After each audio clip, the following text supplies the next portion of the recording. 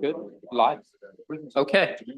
Good afternoon, everyone. Welcome to House Economic Matters Committee. Today is Wednesday, March 6th. We have quite a lengthy day ahead of us. We have 13 bills, 70 oral witnesses, followed by a voting session. We will start with the first bill, House Bill 1077, Delegate Ruth. Thank you, Mr. Chair, and thank you, members of the Economic Matters Committee. I'm happy to be before you again. For the record, I'm Delegate Sheila Ruth, presenting House Bill 1077. We know that climate change is upon us. It's no longer a future that we have to worry about. It's here now, and our small businesses are having to deal with it. It presents both challenges and opportunities for small businesses, whereas large businesses may have dedicated staff to be able to address the challenges and seek out opportunities. Small businesses don't always have that dedicated staff. And so small businesses have to deal with challenges such as the effects of climate change, like the flooding we've seen right here in Annapolis and elsewhere in the state as well. And as well as economic challenges dealing with climate change. They also have, there are opportunities to get involved in the clean energy economy that they may not have the resources to know what's available or how to get involved. So this is a very simple bill. It creates a climate change coordinator in the Office of Small, Minority, and Women Business Affairs. That the purpose of this coordinator is to find information about financial opportunities, best management practices, opportunities, how to address the challenges, and disseminate that information to small, minority, and women-owned businesses in the state. This bill is supported favorable with amendments by both the Office of Small, Minority, and Women Business Affairs and the Maryland Department of Emergency Management, Office of Resilience, and the Office of the Maryland Department of Emergency Management is here, I think, today, if you have any questions. The amendment that they requested was just one of making sure that this coordinator would communicate and coordinate with the Office of Resilience, and that amendment has been drafted, and I sent it to the committee today. It's not in the bill folder, but I did send it. Thank you, and I asked for a favorable report, and I'm happy to answer questions. Thank you, Delegate. Seeing no questions, there are no further witnesses on this bill. We will now turn to HB 1255, which is Delegate Bartlett. Do I see the Vice Chair? Okay, we'll come back to that one. We'll go to one of our own committee members, House Bill 1239, Delegate Waffo. You can start. Do you have a panel, Delegate? Yes, sir. Go ahead and bring them up.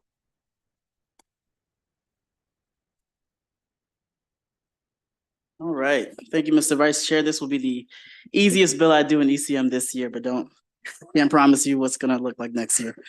For the record, Delegate Adrian Boafo here to present HB 1239, Real Estate Brokerage Agreements Requirements. HB 1239 proposes important clarifying amendments to the Maryland Real Estate Brokerage Act, specifically regarding compensation paid to buyers and seller representatives. Maryland has been proactive in ensuring that agreements between home buyers and real estate brokers are in writing, including a clear description of the compensation paid to the brokerage. However, based on observations of market practices, it is evident that there is room for improvement to provide consumers with full transparency regarding compensation owed to the real estate brokers. HB 1239 seeks to address this issue by making necessary clarifications to the existing law. This bill will enhance transparency and ensure that consumers are fully informed about the compensation arrangements between themselves and their real estate representatives. With that, I strongly urge a favorable report on HB 1239, and I will yield to representatives from the Maryland Realtors. Thank you, Mr. Chair, members of the committee. Lisa May with Maryland Realtors. We thank Delegate Boafo for bringing this bill forward. As he mentioned, real estate brokerage agreements are required by law to disclose the amount of compensation that will be paid. But what we see sometimes in practice is that compensation is described in more general terms, and it complies perhaps with the letter of the law, but not the spirit of it. These amendments would require that compensation to be broken down into several parts. First, what that compensation is as a fixed price, a percentage, some combination of the two, some other business model altogether. Where that compensation will come from, whether from the buyer, the seller, or the combination of the two. And what happens if the compensation amounts offered differ from what is in the brokerage agreement? Who is on the hook for paying that differential? And with these changes, we believe buyers will have more transparency into their brokerage agreements and greater ownership over compensation conversations and decisions that come up during the course of a real estate transaction. So we ask for your favorable report. Seeing no questions, that concludes the witnesses on this bill. Next, do I see Delegate Martinez? No. Okay. Delegate Harrison, we'll go to you. HB 1116. Yep, go ahead.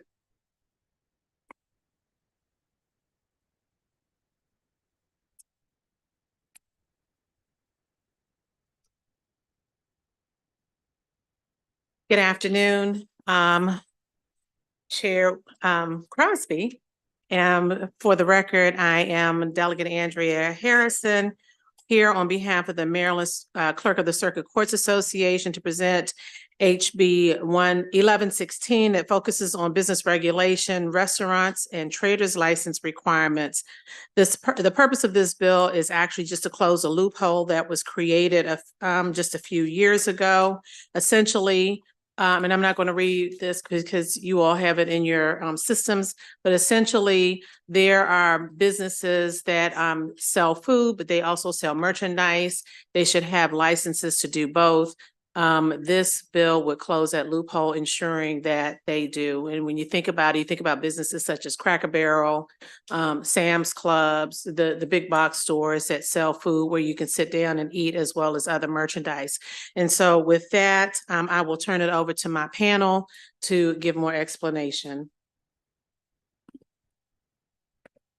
Thank you, Chair Wilson, Vice Chair Crosby, and members of the committee for this opportunity to testify in support of House Bill 1116.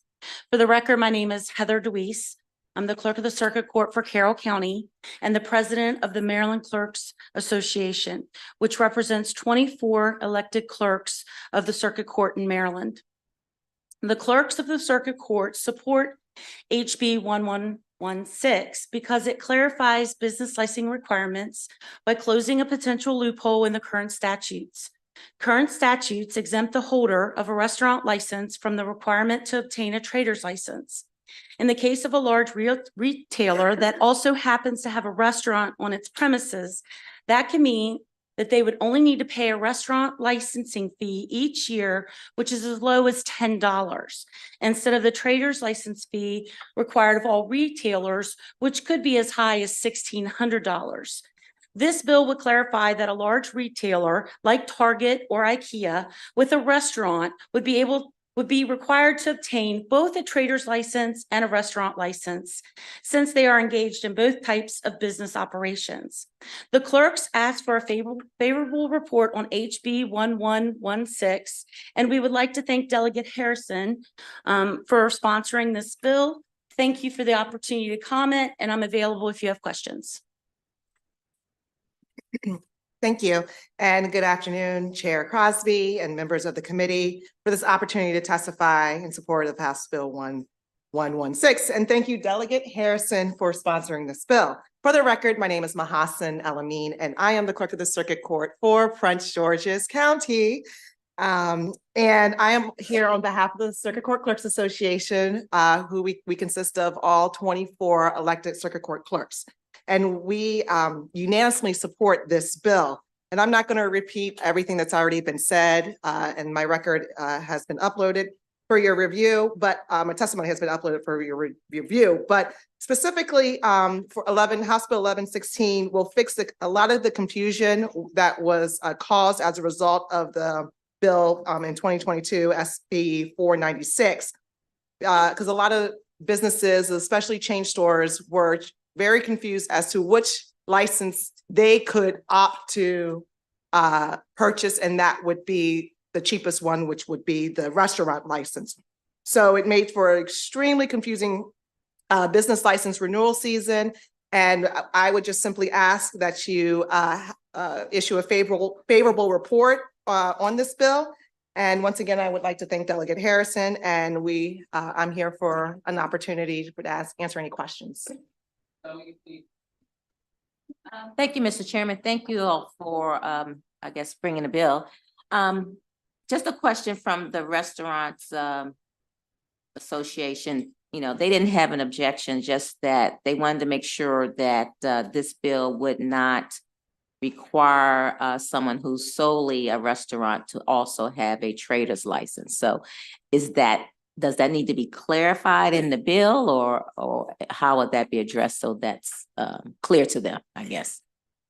It should not have to be clarified in the bill. If the committee deems that it needs to be clarified, we can certainly do that. This provision used to be there where if a restaurant was selling merchandise and had a restaurant, they did get both licenses. The bill is, I think it was 476. I don't know what I you said said. 496. 496. Required them, it removed the requirement to have the trader's license. A restaurant that is solely a restaurant, you know, like a Olive Garden or something like that, they're not really selling merchandise. So they should not have to have a trader's license. Right. I mean, I'm just raising it because they listed that as a, concern. So if it's clear, that's fine. That's all I want to make sure. And Delegate Queen, I just wanted, that was a concern that the clerks had as well. And what it does, it just basically bifurcates it. So if you're a restaurant and solely a restaurant, it's clear throughout the statute. But if you sell merchandise, you have to have that second license, the traders. Got you. Thank you. Thank you, Mr. Chair. When you say, if I own a crab house, let's say on Eastern Shore, we have a lot of them. We typically will sell T-shirts. Is this, we're going to require a trader's license? Yes, it does. Okay, Lito's Pizza, Lito sells their own sauce. So, I mean, I would think a trader would be something that if I was selling other products that aren't made in-house or just specifically, these are real small businesses. What we know, what we can tell you is that since the 1950s, originally before in 2022, the bill was changed that all restaurants had to have a trader's license. So this is not something unfamiliar to them, and it is. So they currently have a trader's license now, you're saying? Well, not all of them right now, because in 2022, they changed it and said, well, if you're a restaurant, you don't need a trader's license. And that created the confusion because they're like some of the people that were holding inventories that were very high that paid higher, let's say $1,600, they're like, I'm going to jump on the $10 fee, right? And so what this does is it allows for, it goes back to what we puts them in tubes, if you want to say. If you're a restaurant, just a restaurant, you pay restaurant, like you get a restaurant license. If you're selling goods, you're a retailer of whatever it is, your sauce, your T-shirts. Is that a graduated fee? Yes. Okay. Yes. Thank So- you very much. I'm good. Thank you. Thank you, Mr. Chairman. So this is lowering the fees? Is that what you're saying? No. No. So. You're not lowering the fee? No. Okay. So basically, it's two different licensing and two different fees. So there's the restaurant license and then there's a trader's license. So if you're selling, if you're engaged in both activities, then you will have to do both. So can I ask a question, maybe to your panelists, is why is there a need for two licenses at all? And I understand you're selling something, but you're also selling food and you're selling alcohol. Why do you need yet another license in the same facility? Well, generally speaking, whenever you're selling merchandise, let's just say you're, just a regular retail store, you have to get a license to basically sell that product based off of your inventory, and it's fairly nominal. But if you are, let's say, like a Sam's Club or a Cracker Barrel who has a large amount of merchandise, the standard is to be in line with the two types of, I guess, businesses, basically. So we know that alcohol is taxed at 9%. What is food taxed at? in restaurants. Yeah, that's not our, we provide business license. We don't deal in terms of like food and But alcohol. it seems sales. like that's something that you should know, because the idea is to not have multiple licenses. The idea is to make things simple for people. So they apply for one license and that's it. And, you know, we have multiple tax rates, I understand, but it seems like that's something that you should know, what the tax rate is on these things in those facilities, because they are selling food and they are selling, many of them are selling alcohol, not all of them. And it seems like the idea is to make things simpler, not harder. So by the way, this is like, I think everybody would agree on that. But go ahead, sir. I think it is making it simpler. You have to remember that all of these restaurants, unless they started business in 2022, were paying for a restaurant license and a trader's license. So what we did was make it cheaper for restaurant owners that were not selling goods. The bigger issue is you have places like a Cracker Barrel, or let's look at an IKEA, you know, who have all these goods that they're selling, who would have a trader's license anyway, but they're electing to pay the restaurant license instead of the trader's license, because they say if you have a restaurant license, you don't need a trader's license. And really, I think that's very unfair, you know, to the restaurants who are simply trying to just run their restaurant business, Sure. right? And then you have a retailer who's selling millions, $100 million worth of goods, and they're not really paying for their trader's license to the state of Maryland. So I think that's where the difference lies. I appreciate that. I just think it's redundant, because what you're missing is the retailer who sells $300 million in Maryland is collecting 6% sales tax on that stuff and remitting it to the state of Maryland. So they're more than paying what is necessary and collecting it for the state. So this just seems very like, I mean, it just seems kind of petty, like just make it one license and then have it at a reasonable fee, and then everybody has the license. That was my only point. Thank you. Appreciate it. And I do apologize, good delegate, for coming in late. I wanted to make sure I understood the bill as council was explaining. I just want to make sure that individuals that are operating both as a restaurant and also selling merchandise have two individual licenses, correct?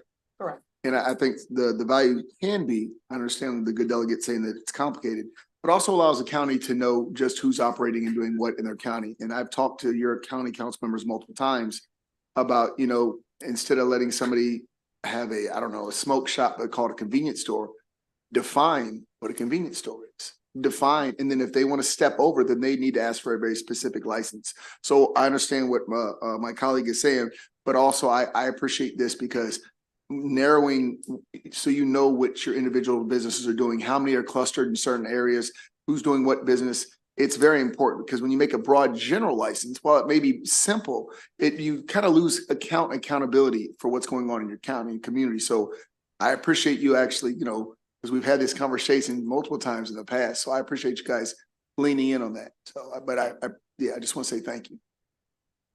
I believe that concludes this hearing. I don't see anybody else here testifying. So we'll move on. Thank you guys very much. Thank you. Moving back to Delegate Bartlett here. No. Delegate Martinez. Yo, if you have a panel, please bring it up.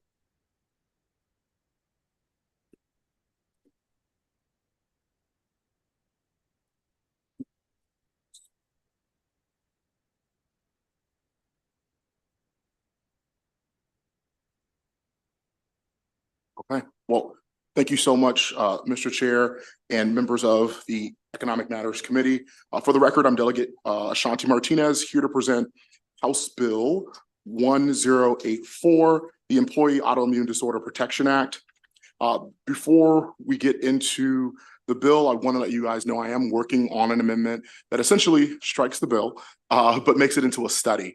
Part of the reason is because in the bill, the Department of Labor is indicated as the enforcement mechanism. They are vehemently opposed from being the enforcement mechanism because they feel like this is more of an ADA complaint, which I can agree. We went to the Civil Rights Commission who handles ADA complaints.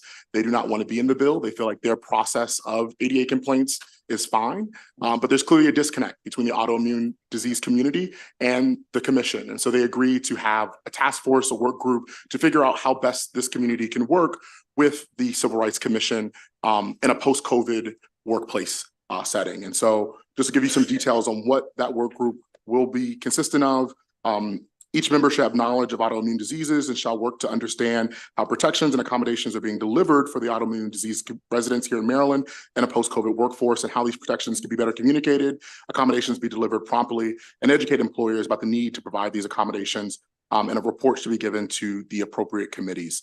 So that's all I have, since we are still working through the amendments. I wish I had the amendments ready for you, but as everyone knows, we have a backlog of things right now. And so when those are produced, I'll make sure to share with the committee. But I do have some advocates here that brought the bill to me, so I did want to allow them an opportunity to talk about why this matters and what's happening right now in Maryland's workforce. Thank you so much. Yep, make sure you state your name. My name is Emmanuel Sessigno. One of the co-founders of the Workers with Autoimmune Ailments Alliance. March is all about new beginnings. It's the beginning of spring, when we celebrate the end of winter and start of warm weather. It's the beginning of March Madness, the NCAA basketball tournament. It's the beginning of Women's History Month. And I hope this March will be the beginning of a new era of increased awareness about autoimmune diseases. These illnesses impact over 23 million Americans, more than 400,000 of whom live in the state of Maryland. They turn your own immune system against you, causing severe pain and discomfort. They can also make someone immunocompromised, making even a simple infection, giving even a simple infection the ability to kill you. On top of that, countless millions of other people suffer from immune system illnesses, make them susceptible to infections a normal person could easily fight off. However, even in 2024, in the post-pandemic world, many businesses insist on making all their workers work in person, even if they medically need the ability to work from home to protect their health. That's where the Employee Autoimmune Disorder Protection Act comes in. Working from home helps these workers improve their quality of life by freeing them from the fear of catching a terrible infection just because their boss doesn't understand their medical limitations. This new task force will ensure that employers respect their autoimmune employees' right to work from home, protecting them from mistreatment in the workplace. No one should be forced to choose between their life and their livelihood. Every single employee with an immune system illness should have the right to work from home. March is Autoimmune Awareness Month. It's the perfect month for Maryland to take a stand. It's a perfect month for Maryland to let the country know that it supports justice, and it's the perfect month for the Maryland General Assembly to pass the Employee Autoimmune Disorder Protection Act.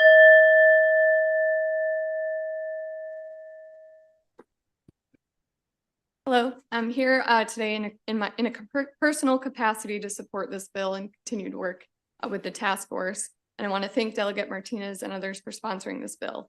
My name is Alexandra McGowan, and I'm one of the 1.5 million Americans who live with lupus, an autoimmune disease in which your body's own immune system mistakenly attacks its own systems and organs, and can take an average of 7 years to properly diagnose. Lupus can cause a multitude of serious symptoms, and I was diagnosed at age 24 with 3 blood clots, including a stroke, joint pain, debilitating fatigue, anemia, and memory problems. Lupus is defined by periods called flares, which are sometimes when the symptoms are worse. Flares are caused by different things for different people, but mine are mainly caused by periods of high stress that can sometimes be associated with my work. When I have a lupus flare, I have debilitating fatigue, joint pain, muscle tension, and the flexibility to be able to work from home allows me to preserve my energy throughout the day and more easily manage my symptoms that are sometimes unpredictable. The flexibility to work from home as needed allows me to reduce unnecessary exposure to other illnesses, as was mentioned previously, that I'm not as easily able to fight off. Finally, I want to emphasize that I, along with other autoimmune disease sufferers, live with a heightened sense of awareness of our health and wellness. One thing that's often misunderstood or not well understood about autoimmune diseases is that taking care of ourselves is a full-time job that requires a full toolbox, even if we don't look sick day to day. I pride myself in taking an active role in my healthcare and maintaining my wellness, which is part of my daily routine. My toolbox includes a team of doctors that I see regularly, taking medication, getting enough rest, weekly blood testing, eating well, stretching, among many other things. Having added flexibility to work from home as needed provides autoimmune patients with an additional tool they can use to focus their sometimes limited energy to continue to society and continue to make a difference in their communities. Thank you.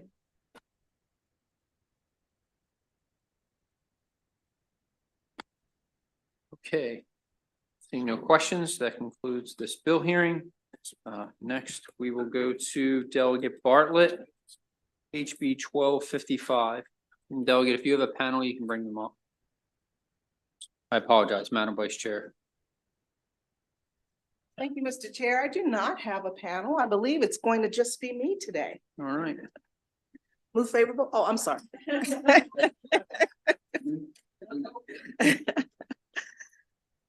Mr. Chair and members of the Economic Matters Committee, I believe this is probably my first non-alcohol bill that I've ever had in your committee. I am a member, Sandy Bartlett, District 32, Anne Arundel County, for the record. I'm a member of the Joint Committee on Information Technology, Biotechnology, and I believe that's it. There's probably one more thing that I can't remember now. But in that committee, we look at various new technology to find out whether or not it is fair, it's equitable, it's costly, tons of analysis goes into it. And one thing that we have discovered is that, while we have AI, and AI is here, it's obviously here to stay, been here for a long time, we have to be responsible in the tools that we use. Just as we have non-discrimination clauses in any other hiring practice or housing practice, our recommendation is to have such an anti-discrimination component to any AI decision-making hiring tools. So that's what House Bill 1255 essentially calls for. And if enacted, it takes into consideration that there could very well be some situations where an employer may not even know that their particular tool has a high risk component, which is high risk, something that is likely to result in unlawful discrimination. I know that some of the opposition has mentioned that it is actually, what if they don't know? What if they're using Indeed and that has a component to it? Well, the answer would be that the applicants are, or the employer is allowed to make an assessment to find out, does this tool in fact do that? And so they can identify whether or not it would result in a high risk category, meaning that it would discriminate. A responsible employer, a reasonable employer would hope to change that. And if the employer does not, then there could be a private action brought against them, just as there is any other discrimination in hiring practice. So if you look at testimony from the Maryland Commission on Civil Rights, you'll see their testimony where they actually speak to in favor of the bill. And just as in any other discrimination practice, an individual could go to MCCR and file a civil rights discrimination claim with respect to employment. So if you think about it in that realm, I think it makes more sense. There's a lot of technical words, and there's going to be probably even more technical words that will come as, eventually. And there's a lot of technical words used in the opposition. But the bottom line is what we're seeking to do is to avoid discrimination in hiring practice, just as we would if a human were making the decision. And so I thank you for your consideration, and I request a favorable report. Thank you, Delegate. Delegate Queen. Thank you. Thank you for the bill. It was interesting. So just two questions. What was the impetus? Is this somebody brought this to you, or just from your work where you were doing with the work groups and commission? You said you thought this was something to do. Thanks for that question, Delegate. So the state of New Jersey actually has introduced a similar bill. Other states are introducing similar bills because you can see it coming down the, down the line. And so what we want to do is always keep Maryland moving forward. And quite frankly, facial recognition, if you think about it, with the AI tools that are in some of the social media, they get it wrong, right? And so we want to make sure at the crafting, at the mass use of these tools, that we're doing it correctly in Maryland and we're not discriminating. So I went to the site where I think you had said the New York City law was. New Jersey, I said New Jersey. Okay, Yeah. well, the link took me to something that says New York, so Okay. I'm not sure. Okay. But it's under SHRM. It really isn't that, it doesn't show, I can read you what it says, but I don't take it that this was helpful. It says New York City's AI bias laws had a lot of promise for advocates of regulating automating artificial intelligence tool and hired 7 months after the law enforcement date. However, it appears that the employees are largely ignoring it. The law requires employees that use this automated employee decision tools, ADDTs, which include many platforms and software used in recruitment and hiring, to audit those tools for potential race and gender bias, publish the audit results on their websites, and notify employees of job candidates that such tools are being used. But according to the researchers at Cornell University, only 18 of the 391 New York City employees analyzed in January had posted biased audit results. The study authors conclude that the law has very little value for job seekers. So I'm not sure if this is getting us where we want to be, but. Right. Well, we didn't shadow the New York law. We shadowed New Jersey.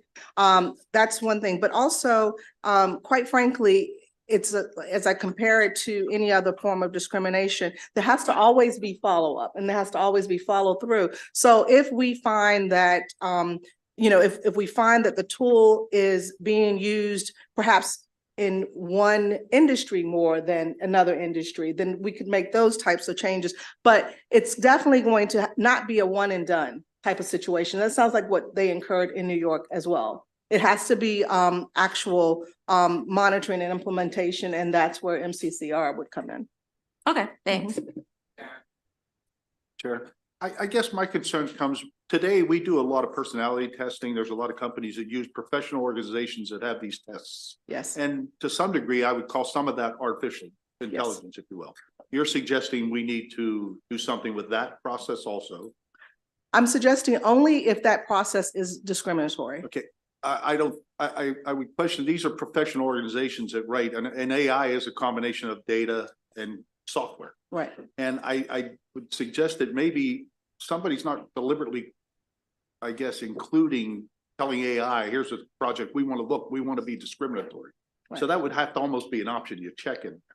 And I worry that we're really going to put businesses under something they really can't control. It's data and how they interpret the data. And I don't think any one of these groups, because of the laws and tools we have, would write something that was discriminatory. We have enough laws and guide that, control us, wouldn't you agree?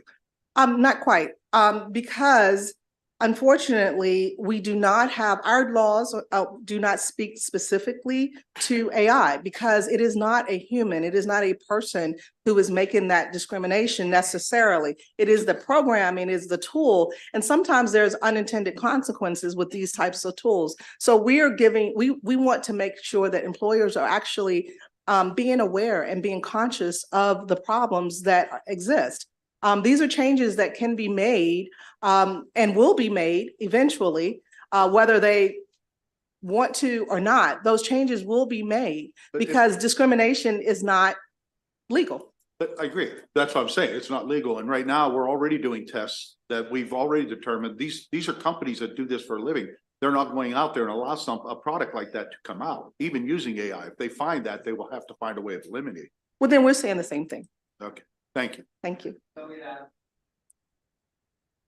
Thank you, Chair. So the only question I have is, surely, no matter what this test is or other tests, I'm not necessarily familiar with this one. At some point, an adverse decision is going to be made and a discrimination charge is alleged.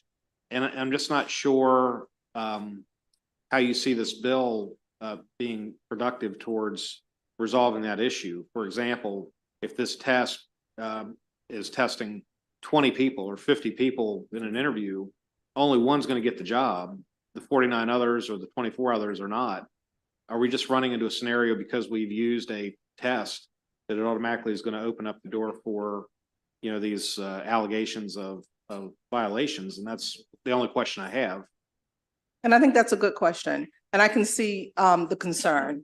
I think that what will happen is, unfortunately, it will be a court of law. You know, I'm in Judiciary Committee, so, you know, that's where my head first goes.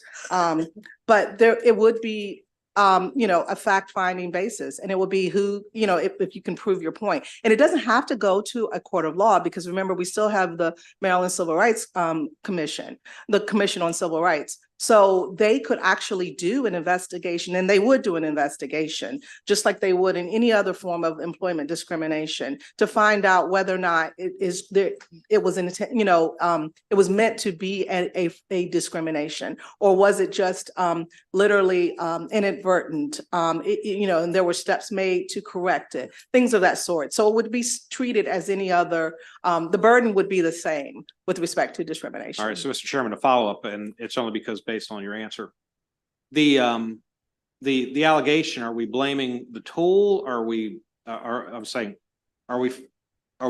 that the employer made the mistake? Or are we alleging that the tool was at fault? Who is going to be on the receiving end of the discriminatory complaint? Is it the business, or is this equipment, or is it software? I mean, so you understand. I understand. Okay. And I think you make good points. So the employer who has the actual tool would be the defendant in, you know, such a case. If the employer continuously used a tool that they knew were, you know, resulted in discrimination, and individuals were denied the opportunity that they should have been denied, and I'll use them, you know, for employment, then it would go to a court of law, or, you know, go through MCCR, just like any other discrimination case. So I understand your point, but yeah, we have to have humans involved in the lawsuit, and they would go to the employer. Well, now, the employer obviously could also, if the tool itself were discriminate, you know, if it was designed to discriminate, the employer could possibly have a lawsuit against the tool maker, if they had a contract and somewhere in the contract it said that, you know, they weren't going to discriminate. Trust me when I say businesses are not looking to get into any type of lawsuit or suing. I think we're just trying to answer the question. In a situation where you're doing an employment setting and there are multiple applicants, there's only, well, for one opening, there's one winner and however many different losers. And it's not hard for someone that did not get the job to leave upset from that experience and come up with any number of different rationales that throw businesses into some defensive posture. And that's not to say that there aren't worthy examples of discrimination that need to be resolved and or adjudicated in a setting, right, court or otherwise. But the point is, this bill is talking about a tool or a piece of equipment or whatever software, and we're not aiming this legislation at the software. We're aiming it at the decision maker, the business. And I'll stop there. So I think I've had a good productive exchange that I think gets to some of the problems I would have with the bill. Right. And keep in mind that the employer has an opportunity to correct. So that's important, that the employer would have an opportunity to correct. The other thing is that the employer, no, I'm sorry. So the other thing that you mentioned, there are frivolous lawsuits all the time when it comes to discrimination. That happens. So I can't avoid that happening with this bill. However, what we are trying to get to is making sure that AI is used responsibly. And actually, a tool can be, what's happening now is there's a tool to monitor the tool. So that actually can happen now. And it's just a matter of whether or not folks want to be responsible enough to make sure that they are not discriminating to others. Thank you, Vice Chair. Thank you. Thank you, Mr. Chairman. So an automated employment decision tool, would LinkedIn be included? If the tool, so are you given the hypothesis where LinkedIn is the tool that they're using with respect to hiring, or they're using with respect to reaching out to applicants? I need to get further clarification. I mean, LinkedIn will filter out people because that's what it does. No, no, I'm asking you, so I can answer your question properly. Are you asking whether or not, are you saying the employer would use LinkedIn to find applicants and to screen them, or would they simply, and to make their hiring process? Is that what you're saying? There's really no difference because LinkedIn, when you put in all the parameters that you're looking for, it by definition filters people out and uses AI to do so. Right. I just wanted to make sure we were on the same page because we all use LinkedIn for different reasons. And I wanted to make sure I understood where you were going with Well, that. I mean, Okay. LinkedIn's purpose is for hiring and finding jobs. Really. Well, It's not. That's not the only thing it does, but that's not important. That's not important. Okay, so what you're asking is whether or not an employer who uses LinkedIn, would they be under such scrutiny? Would they be If they are asking the for question only, is, would they be subject to they the could bill? be subject. Sure, of course To they your- could. to your- Because if they're asking for only only Black employees or only white employees or only Latino employees. Now, if they're asking for Spanish speaking employees, that might be, a different situation because that could be inclusive. So you do realize that's probably one of the biggest tools that's used in the United States right now is LinkedIn. It doesn't matter. United States is behind on this type of anti-discrimination So law. it says that the automated employment decision tools should be subject to an impact assessment. Yes. How's an employer who's hiring people to know whether the tool they're using, like LinkedIn, has been subject to an impact assessment? They can find out. They can ask. I think that answers my question. Thank you. All right, seeing no further questions, Delegate, or Vice Chair, I gotta give you props. You handled the Thunderdome well by yourself. All right. Thank you very much. It was a You got it. pleasure. All Thank right. you, Mr. Chair. First time we've Thank ever heard that. Okay. That concludes this bill hearing. Next, we will go to House Bill 1028, which is Delegate Allen.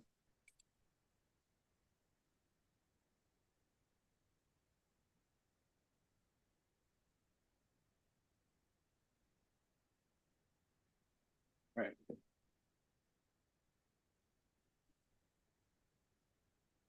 All right, thank you very much, Mr. Chair, Mr. Vice Chair, members of the Economic Matters Committee.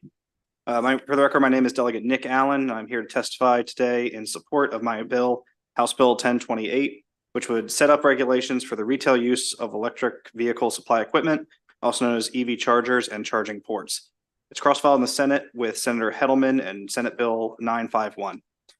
House Bill 1028 is a result of a current need and current gap that exists in the EV charging space. If we in Maryland want to achieve our incredibly ambitious emissions goals, we need to significantly accelerate the adoption of electric vehicles in our state. And if we want to accelerate the adoption of electric vehicles in Maryland, then we need to ensure consumers and prospective drivers of these vehicles have the same confidence in electric charging ports that they currently have at our gas pumps. In other words, we want every EV driver to know that when they pull off the road to charge their vehicle, they can find a port that it functions the way they expect it to, that it provides the charging output that it claims it will provide. And if there's a problem with that port, the driver can escalate those concerns to the appropriate regulating authority in the state government. HB 1028 as written directs the Comptroller's Office to adopt regulations for the retail use of this equipment in the state, including establishing different payment options for customers with disabilities and non-English speakers, establishing requirements for transparent information about the charging stations, including minimum output limits, uptime requirements, payment rates, location, accessibility, and labeling requirements. It also directs the Comptroller to establish employee training or certification requirements for technicians who do maintenance on the charging ports. However, having said all that, since this is known to be a complex issue with many different agencies and stakeholders involved, many of whom are here with me today, my Senate counterpart and I are preparing amendments that will change this bill into a work group to study these issues and to figure out the best way forward for all the agencies involved. This way we can ensure that everyone has their proper seat at the table, and we know exactly what we need to do to structure this regulatory framework in the right way. My counterpart has already discussed this with the chair of the Senate EEE committee, and they agree this is the best way to approach this. I'd like to thank my Senate cross-file again, Senator Hedelman, for all her hard work so far. I'd also like to thank our friends at the Comptroller's Office, Madam Comptroller herself, the Maryland Department of Agriculture, Mr. Secretary, Rachel, who's here with me today, and the chair and members of the Public Service Commission, in addition to all the other stakeholders who have met with us over the last few weeks. The purpose here and the idea of why we're making this a work group is because there's so many stakeholders, and the lines that divide everyone's responsibility are admittedly kind of blurry in this relatively new space. So This session, I know this committee has heard a lot of bills about consumer protection. Consider this another consumer protection bill. Again, if we want to meet the goals we've set for ourselves when it comes to emissions electric vehicles, we must ensure that the customer has absolute confidence in the chargers they will be using to power their vehicles on the road. This work group would be the first step towards accomplishing all this. I want to thank you for your time. I respectfully request a favorable report on House Bill 1028. I will get those amendments to you as soon as possible, and I look forward to answering any of your questions. Goals we've set for ourselves when it comes to emissions electric vehicles, we must ensure that the customer has. Okay, good morning. Rachel Jones, Director of Government Relations for the Maryland Department of Agriculture. As the sponsors already shared, we thank them for bringing this bill. Most people don't realize, but the Maryland Department of Agriculture has a Weights and Measures division. That division is responsible for consumer protection. We partner currently with the Comptroller's Office to ensure that you are getting what you pay for at the gas pump. So the Comptroller's Office regulates the quality of the gas, and we make sure that you're actually getting 1 gallon for every $3.19 or whatever the rate is. We do the same thing with scales and other measurement devices in your grocery stores, farmers markets, your Home Depots, all of that. That's based on the standards set by the National Institute for Standards and Technology. They have a list of devices, of which EV charging stations are defined as one of those devices that state departments of agriculture across the nation and their weights and measures divisions regulate. All we do is ensure that these devices are working properly. We are currently in the process of procuring the equipment necessary to begin testing Maryland EV chargers for quality assurance. And so all MDA is trying to make sure that with this work group that we still have the ability to have that authority. We have no desire to regulate the flow of electricity or to set the rates. We just want to make sure that we're able to still follow the standard, and the PSC and Comptroller's Office are all in agreement with us on that MDA should, Weights and Measures should continue doing that. And with that, we ask for a favorable report. Good afternoon. My name is Lanny Hartman. As an electric vehicle driver, I've experienced firsthand both the promise and the challenges of relying on public charging. Over the past decade, I've visited hundreds of charging stations across the country. While many function smoothly, especially those on the Tesla network, a significant number of public charging stations struggle with reliability and uptime. Millions are being invested in Maryland's charging infrastructure. Reliability, affordability, and user experience are critical for success. According to the Department of the Environment, Maryland currently has around 4,000 charging ports, and about 20% of them are in need of maintenance. In my own testing of about 70 fast chargers in central Maryland, I found that nearly a third of them had issues. These problems included damaged connectors, malfunctioning screens, or the charger would stop abruptly or deliver reduced power. There's a need for transparency in charging costs and meter accuracy. I once charged at a station in Hagerstown and was later billed $553 on my credit card. While I eventually got a refund for that mistaken billing, it underscores the importance of accurate metering and fair pricing. To build trust in electric vehicles, reliable charging and transparent pricing are essential. Fortunately, Maryland is leading the way in setting reliability standards for utility-owned charging stations with HB 834, which the General Assembly passed last year. Now, with this bill, we have the opportunity to expand upon that success and ensure reliability and accountability for all public charging stations in the state. Thank you.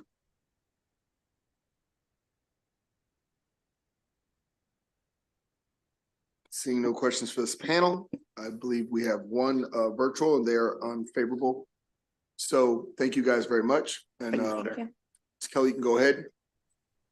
Sure, thank you. And hi, Chair Wilson and Vice Chair Crosby and members of the committee. Appreciate the opportunity to testify today on HB 1028. My name is Emily Kelly. I lead state public policy efforts for ChargePoint. ChargePoint is a world-leading EV charging network. We provide integrated solutions for every charging scenario, from home and multifamily to workplace, hospitality, retail. We've deployed over 275,000 ports worldwide, and in Maryland, there are over 1,000 publicly available ChargePoint Level 2 and DCFC ports. It's important to note our business model consists of selling our technology to whoever wants to own and operate in stations, including retail stores, small convenience stores, and hotels in Maryland. We applaud the state for their ambitious goals that will help support the transition to a cleaner transportation sector, and acknowledge many policies recently adopted put Maryland in a position to be a national leader on reducing greenhouse gas emission. We believe this bill is very well intentioned, but as drafted, the bill will discourage charger installation growth in Maryland, and in our opinion warrants further stakeholder discussion, which we're happy to participate in. This bill contains a list of 17 very important regulatory issues and standards that really deserve a more detailed conversation between regulators, legislators, and the EV charging industry. Because of this, we're taking an unfavorable position, and we request the committee to as well. But certainly we appreciate and understand that the delegate who sponsored would like to amend the bill and work with the industry on this. I just also want to point out that the fiscal note attached to the bill projects unknown large costs, both on the state and small businesses that own and operate charging stations in Maryland. So just want to keep that in mind as we're looking at this. Thank you for your time. I'm happy to answer any questions you may have. I do have one question from Delegate Pruski. Go ahead. Thank you, Mr. Chair. And just briefly on the witness we just had, can you just answer in a couple sentences, what do you support then in terms of regulations? Do you have any statement in terms of the delegate's bill that you would agree with? Sure. Yeah, no, I think the weights and measures process for meter accuracy is something we're very, very supportive of. Other states are starting to roll out and do that testing. It's something we're seeing everywhere. Certainly when it comes to uptime and reliability standards, we're seeing that already implemented in Maryland on chargers that utility owns. So if that needs to be on other chargers that are publicly funded, we're very supportive of that. So I think there are numerous parts of the bill that we're absolutely supportive of. It's just as drafted, it's a little confusing exactly what the state is looking for and when these regulations will go into place. Thank you. Thank you very much, ma'am. Seeing no further questions, we'll move on to the next bill. I believe is Delegate Buckle here.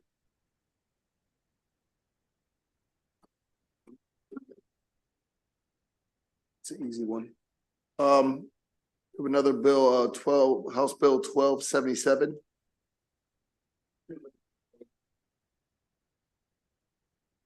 You don't want to present the bill without her? Is she coming up? Okay. We'll move on to House Bill 1302, Delegate Valderrama and Delegate Harrison.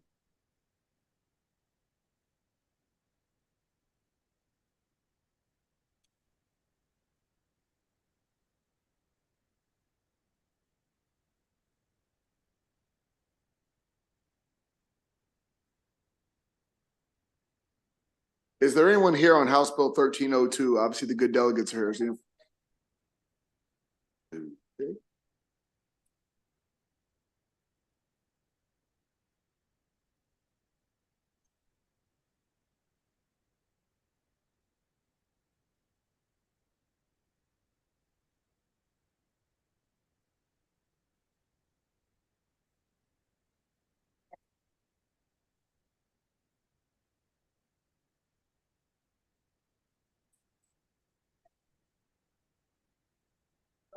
Are we doing 02 or 62?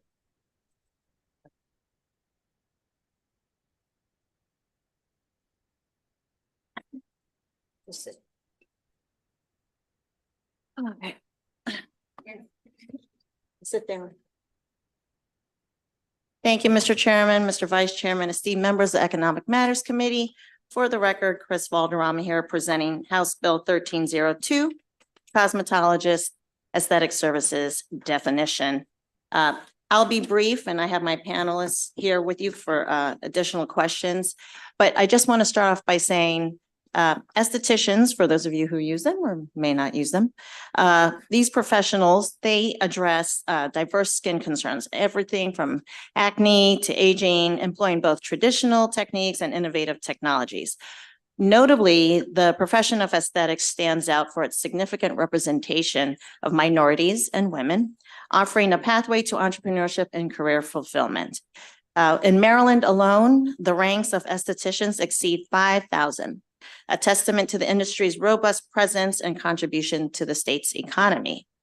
However, despite the advancements in skincare practices and technologies, Maryland's regulatory framework has lagged behind, with the last law updated, I believe, in the early 90s.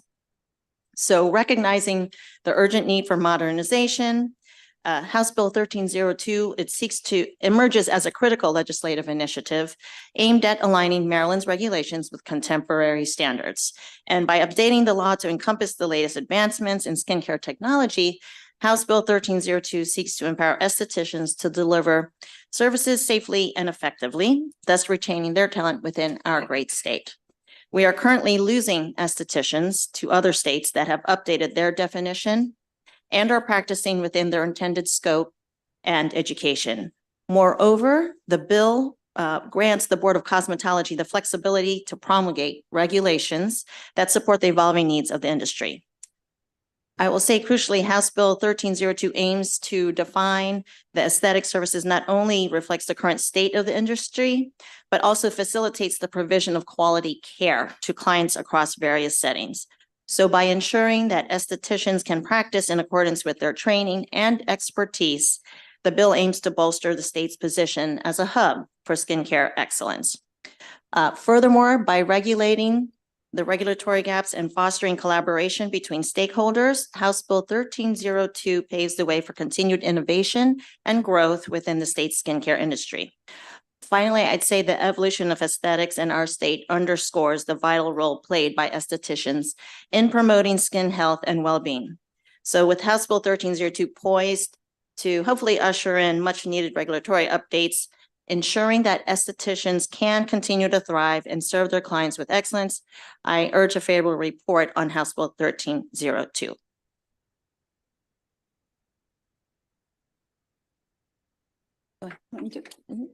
Yeah.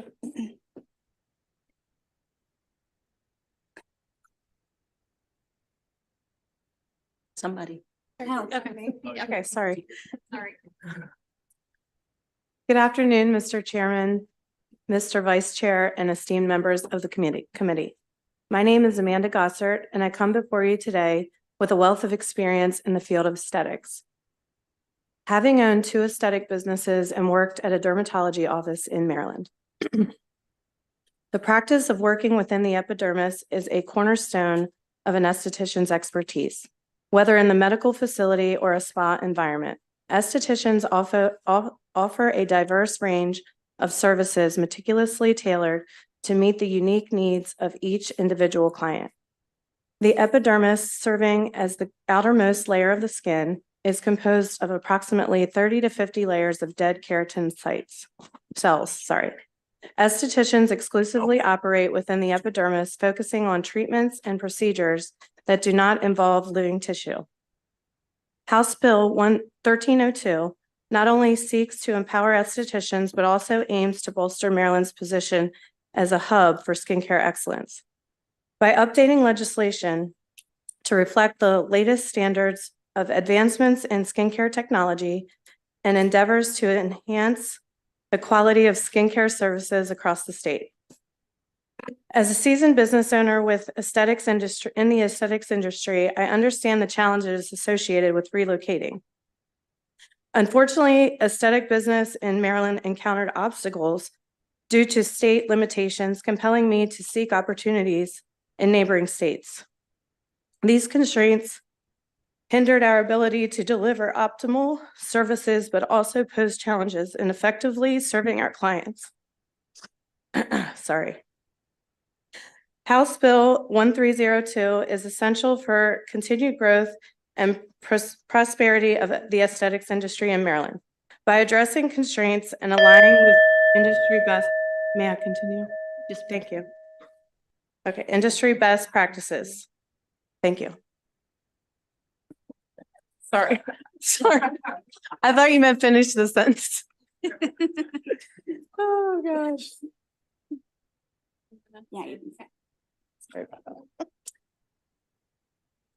Good afternoon, Mr. Chairman, Mr. Vice Chair, and members of the committee. My name is Rachel Edelman, and I am a licensed esthetician from Olney, Maryland. I am here to express my support for House Bill 1302. Since 2008, I have worked in a variety of spa and medical settings throughout DC, Maryland, and Virginia. The past 10 years, I have been the esthetician for a dermatology practice in Gaithersburg, Maryland. We worked collaboratively to provide the most comprehensive services to all clients. Dermatologists are busy with diagnostic and complex medical issues. They rely heavily on estheticians to do the cosmetic treatments they do not have the time or find cost-effective for them to do. As estheticians, our entire training and practice is within the dead skin cells of the epidermis. With the updates in technology and social media, there are now over-the-counter products and devices readily available to consumers that can treat just as deeply as we can. Looking ahead, I anticipate hurdles for the many minority and female-owned aesthetic businesses within Maryland, unless laws and regulations are revised. Surrounding states currently have more accommodating regulations for comparable treatments with the same training and certifications. As a community, estheticians are happy to work with everyone to ensure client safety and confidence. Trust from our clients and the medical community, due to our professional knowledge, is central to the mission of our industry. I hope that you find in favor of House Bill 1302, as it will make for a positive impact on our profession and contribute to the overall well-being of the community.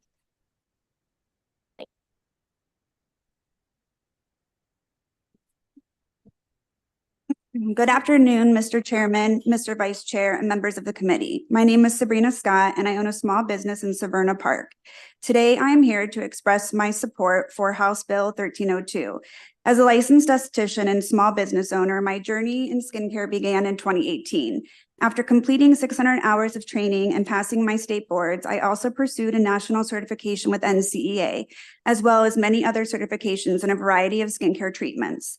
Continued education, trainings, and certifications are a vital part of an ever-evolving aesthetics industry in my small business.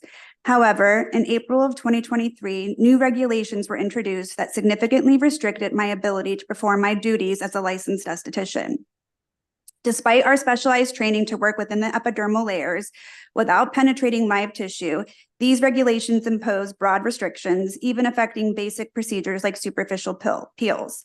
The evident lack of comprehension regarding skincare treatments is reflected in outdated regulations that have remained unchanged for over 3 decades.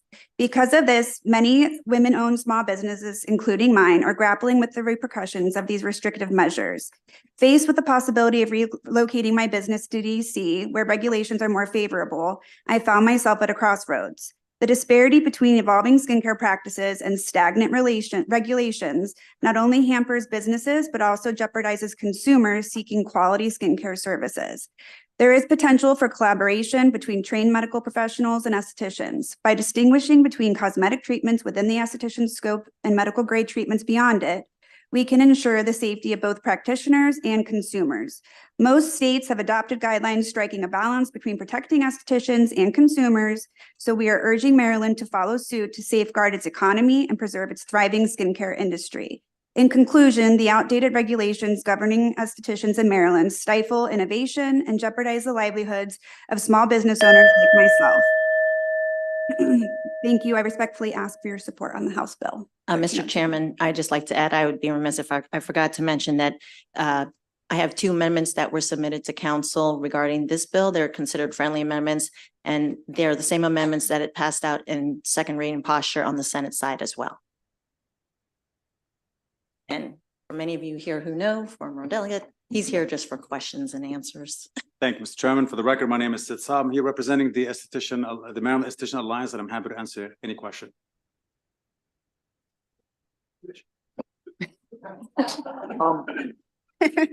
I'm sorry, ma'am, you're on the far right, my left. What was your name, ma'am? Amanda Gossard.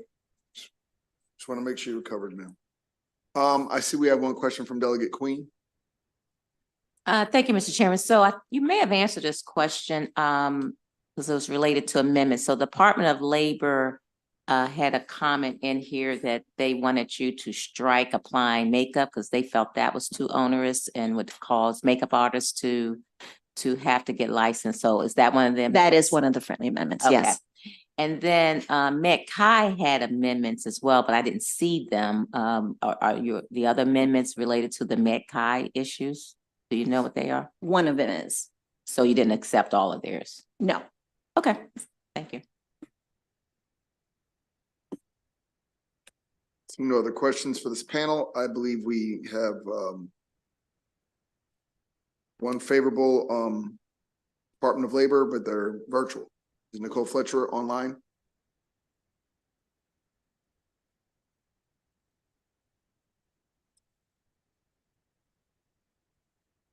I believe we have one favorable Department of Labor, but they're virtual. Is Nicole Fletcher online? Ms. Fletcher, you can begin. Good afternoon, all committee members. Thank you for allowing me to speak today. My name is Nicole Fletcher. I'm the Executive Director of the Maryland Board of Cosmetologists. I'm here with favorable report with House Bill 1302 with amendments. Fletcher, you can begin. Can you hear me? Yes, ma'am. Do you have your Zoom on? My name is Nicole Fletcher. I'm the Executive. Yeah, you're gonna have to turn your Zoom off, ma'am. Or YouTube, I apologize. We almost had a problem. Yes, turn your YouTube off. I apologize. Your Zoom on. I There turned you it off. go. I turned it off. Can you hear me now? Yes, ma'am. Go ahead. Okay, so I'm just here representing the Department of Labor. I'm the Executive Director of the boards of cosmetologists, of course, and I'm favorable with this definition, just with amendments, as was stated earlier, to strike makeup from the bill. But that's all. I'm just here to answer any questions that the committee may have. Thank you. Being no questions, I believe that concludes this panel. We do have favor with amendments. Daniel Shatta.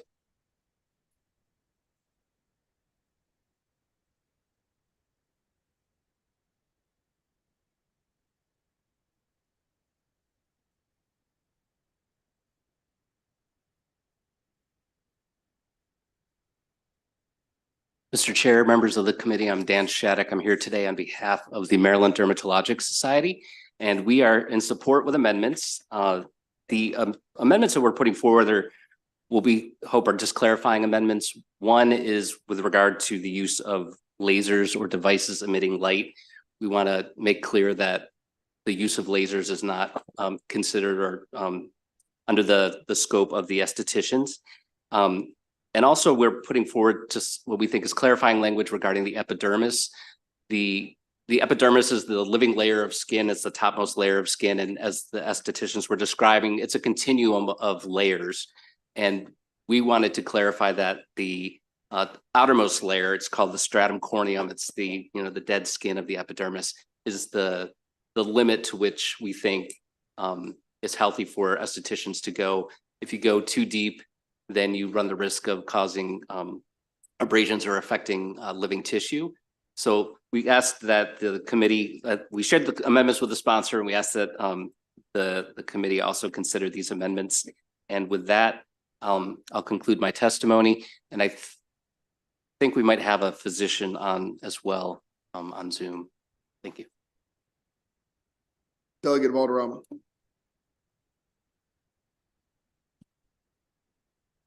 Thank you, Mr. Chairman. I just wanted to note that the laser amendment that we took. Okay. So Thank you. Thank you, sir. Seeing no further questions, we do have one more favor with amendments. Dr. Saif Sid.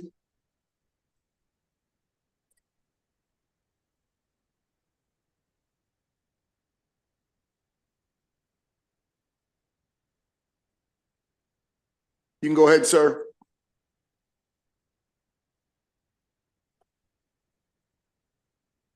Yes, sir. You can go ahead if you're ready. Yes, thank you. My name is Dr. Syed. I'm a dermatologist. Been practicing for 20 years in Towson and Lutherville. We have an esthetician in our practice, which, can you hear me? Can you hear me? We have an esthetician in our, yes. Yeah, I'm trying, can you hear me? Sir, you're gonna have to turn off your YouTube and just focus on the Zoom that you're on because unfortunately you're hearing yourself. I see. Sorry We can about hear you that. just fine. Go ahead. Thank you. Thank you. So I've been practicing about 20 years. We do have an esthetician in our practice. I do think it is important that estheticians are not restricted excessively. I think it's important to define epidermis, which has 5 layers specifically. And the top layer is the stratum corneum, which is the layer of dead cells. We have zero problem with the stratum corneum being altered, as well as hair outside of the skin being altered externally with mechanical methods. We are restricted even in our office to delegate to anybody any kind of laser device and also any kind of anything that might injure the epidermis if they're not properly qualified, the living layers of the epidermis. So we have zero problem with stratum corneum, which is the dead layers of the epidermis, which is not 30 cells thick. It is more like 6 cells thick on the face, and it could be thicker on other parts of the body. And we do recognize that it's important that estheticians have a role. We want our esthetician to have a role, but we do think that there has to be a collaboration with physicians and other medical practitioners for anything that goes. You can go ahead and wrap your testimony up, sir. Yes, sir. That's all I have to say. Thank you so much for your time. Thank you very much. Seeing no questions, I believe that concludes this hearing. Thank you very much, sir, for your testimony. You're welcome. On to Delegate Buckle, House Bill 1201. Do you have a panel, sir? I don't believe so. I don't know. There was an individual from Kaiser Permanente who had signed up. I'm not sure if she's here in the room. I'm sure it's difficult to sit up there with you, so I don't. Well, listen, I was told that this was a fun committee, a lot about the epidermis. Feels like I'm in biology class here. I'm glad to see you're learning things, Mr. Chair. Glad to see. Go ahead. Even you can learn new things here in Annapolis. Thank you. Thank you, Mr. Chairman and members of the committee. House Bill 1201 is a bill in line, I'm sure, with or in the same vein as many bills that your committee has probably seen over the years. I joke with my friend, the committee chair, but I think myself and all of us have a deep respect for him and other members of this assembly and other people throughout our country who have served our nation in the military. It is a tremendous sacrifice, and it is something that we need to do everything that we possibly can to facilitate people who serve in the military, their families, their spouses. Governor Moore has spoke at length about that and has offered quite a few bills to try to help military families and military retirees and veterans and personnel to have better lives, frankly, in recognition for the time that they served us in our country. And this bill essentially would remove some barriers towards occupational and professional licensing based upon individuals who got training and who did these types of jobs or equivalents to these types of jobs while in the military. So they served our nation's soldiers, sailors, and airmen and women with these types of professions and licensed professions while they were on active duty. And we'd now like to enable them better pathways to come to Maryland, come to our state, which has a large military presence, our proximity to DC, Aberdeen Proving Grounds, a variety of other military installations throughout the state. We'd like to see them and their families that have equivalencies in training have an opportunity to maybe get a little bit ahead through some of the red tape and an opportunity to earn and make a living in those occupations and professions here in the state. That's the intent of the bill. I know there's some opposition from some of the particular licensing boards, and I don't criticize that opposition. Certainly, we don't want to bring people in who aren't qualified, but I'd like to hope and think and trust that people who've gotten military training to do these jobs in the service of our country, we can work together to find a way to enable them to serve Marylanders in those fields. Thank you, Mr. Chairman. Seeing no questions, we're going to move on. We have one other favorable. Well, apparently she's not here from Kaiser Permanente. I know she told me she was testifying in HGO at essentially the same time or the same session, so I'm not sure if that's. No worries, appreciate it. And now we have the unfavorables, Daniel Daugherty and Rachel Sherman.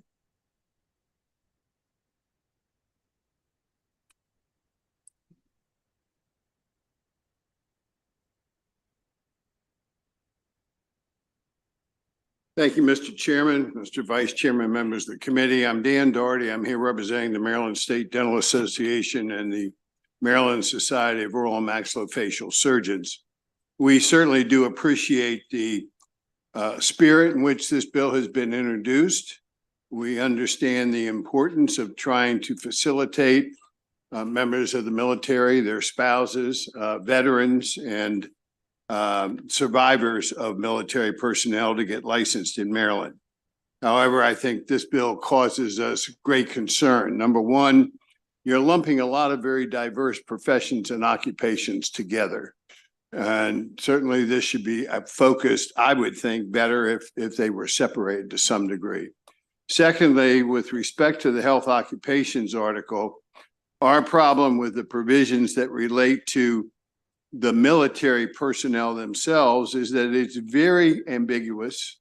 It doesn't set standards other than to perform a service at a certain level or higher. It doesn't address the issue of meeting requirements of education, testing, clinical, and otherwise. The provisions that relate to the military spouse is actually less than what we currently have in law under the health occupations article section health general article 1-701 to 706. That's health occupations.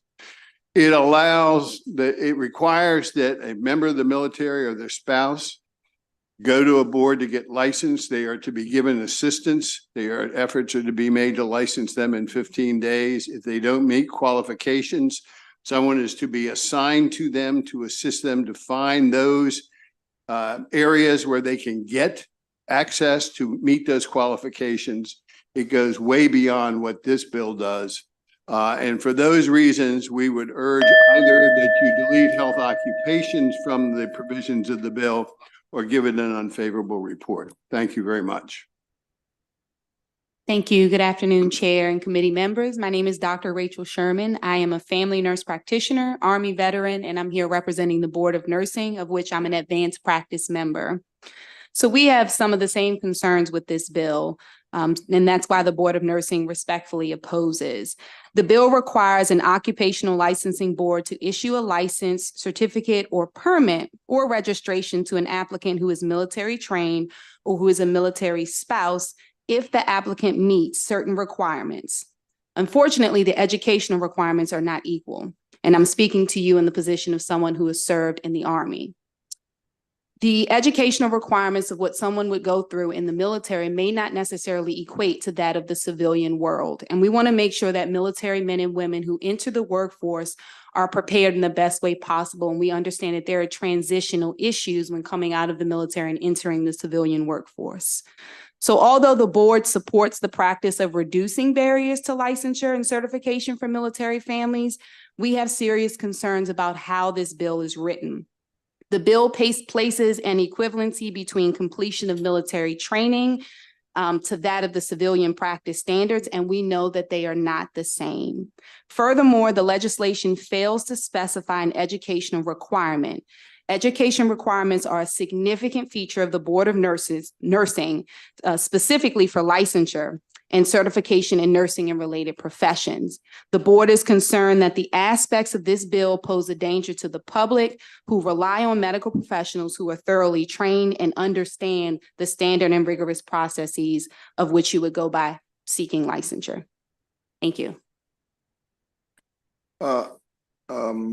Ma'am, I have a question. So do you believe were you in the medical field while you were in the military? Not in the Army, no. Okay, so I spent 18 months being trained before I was able to do anything in the medical field. I guess, so do you feel there are no equivocations as far as military? You're talking about the education or lack thereof for our soldiers. as, you know, as far as them coming out and being able to perform those same duties. Mm-hmm. You don't see any equivocations as far as any roles, be it trained as a nurse, a PA, none of those? So I'm speaking specific to nursing, right? In the military, if you're licensed as a nurse, generally you've completed training to include civilian education. So I'm speaking specifically, like I can talk about Navy corpsmen. When they go through their military training, they receive credits through the Uniformed Services University. And those credits can be applied to a civilian university to complete the degree and the education required to sit for the national licensure exam. So there's some cross coverage, but there are some things that are much different in the military, specifically speaking to like disaster or massive casualty protocol. In the military, tagging for those patients are different. You come out in the civilian world, it's different. And even the disciplinary processes. So my concern is I have a serviceman or woman who leaves the military and they come into the civilian world, but they're operating under the understanding of how discipline is handed out in the military. And then they face civilian discipline. I want to make sure that servicemen and women are set in the best position possible to feel supported so they can do the best job possible. Delegate Howard. Thank you, Mr. Chair. You really hit where I was going with, but I was a member of the Marine Corps, Army National Guard. So technically 3 branches. Yeah. And I still look younger than you, sir. But you know, what I've heard was it's specific to nursing. And I guess my question for you, sir, is have you talked to the bill sponsor about bifurcating out some of the licensures that he is clearly going after? I mean, there's obviously an appetite for this bill. It seems like, at least. I don't want to talk on behalf of my other members in this committee, and certainly coming out of the Miller-Moore administration. I mean, have you even reached out to the sponsor? We have not spoken, Delegate. So you just came here, quite frankly, and what I heard, sir, was we don't like it, throw the baby out with the bathwater, kill it. I mean, that's essentially what you kind of testified to. Well, give it an unfavorable report. I'm sorry I'm sorry you inferred that. I said that I didn't infer it. That's what you testified to. I addressed that I thought that health occupations should be deleted from the bill, and absent that. Have you had that conversation? Sorry. Yeah. And absent that, an unfavorable report. I am more than willing to work with the committee and the sponsor to look and see what areas of health occupation maybe do translate. I don't believe dentistry, and obviously my co-testifier doesn't think nursing falls in those categories. There is no license in dentistry that doesn't require at least an AA bachelor's, and of course you have to have a DDS to be a dentist. You have to take very involved clinical tests. And many of the dentists who come out of the military have those, but not all.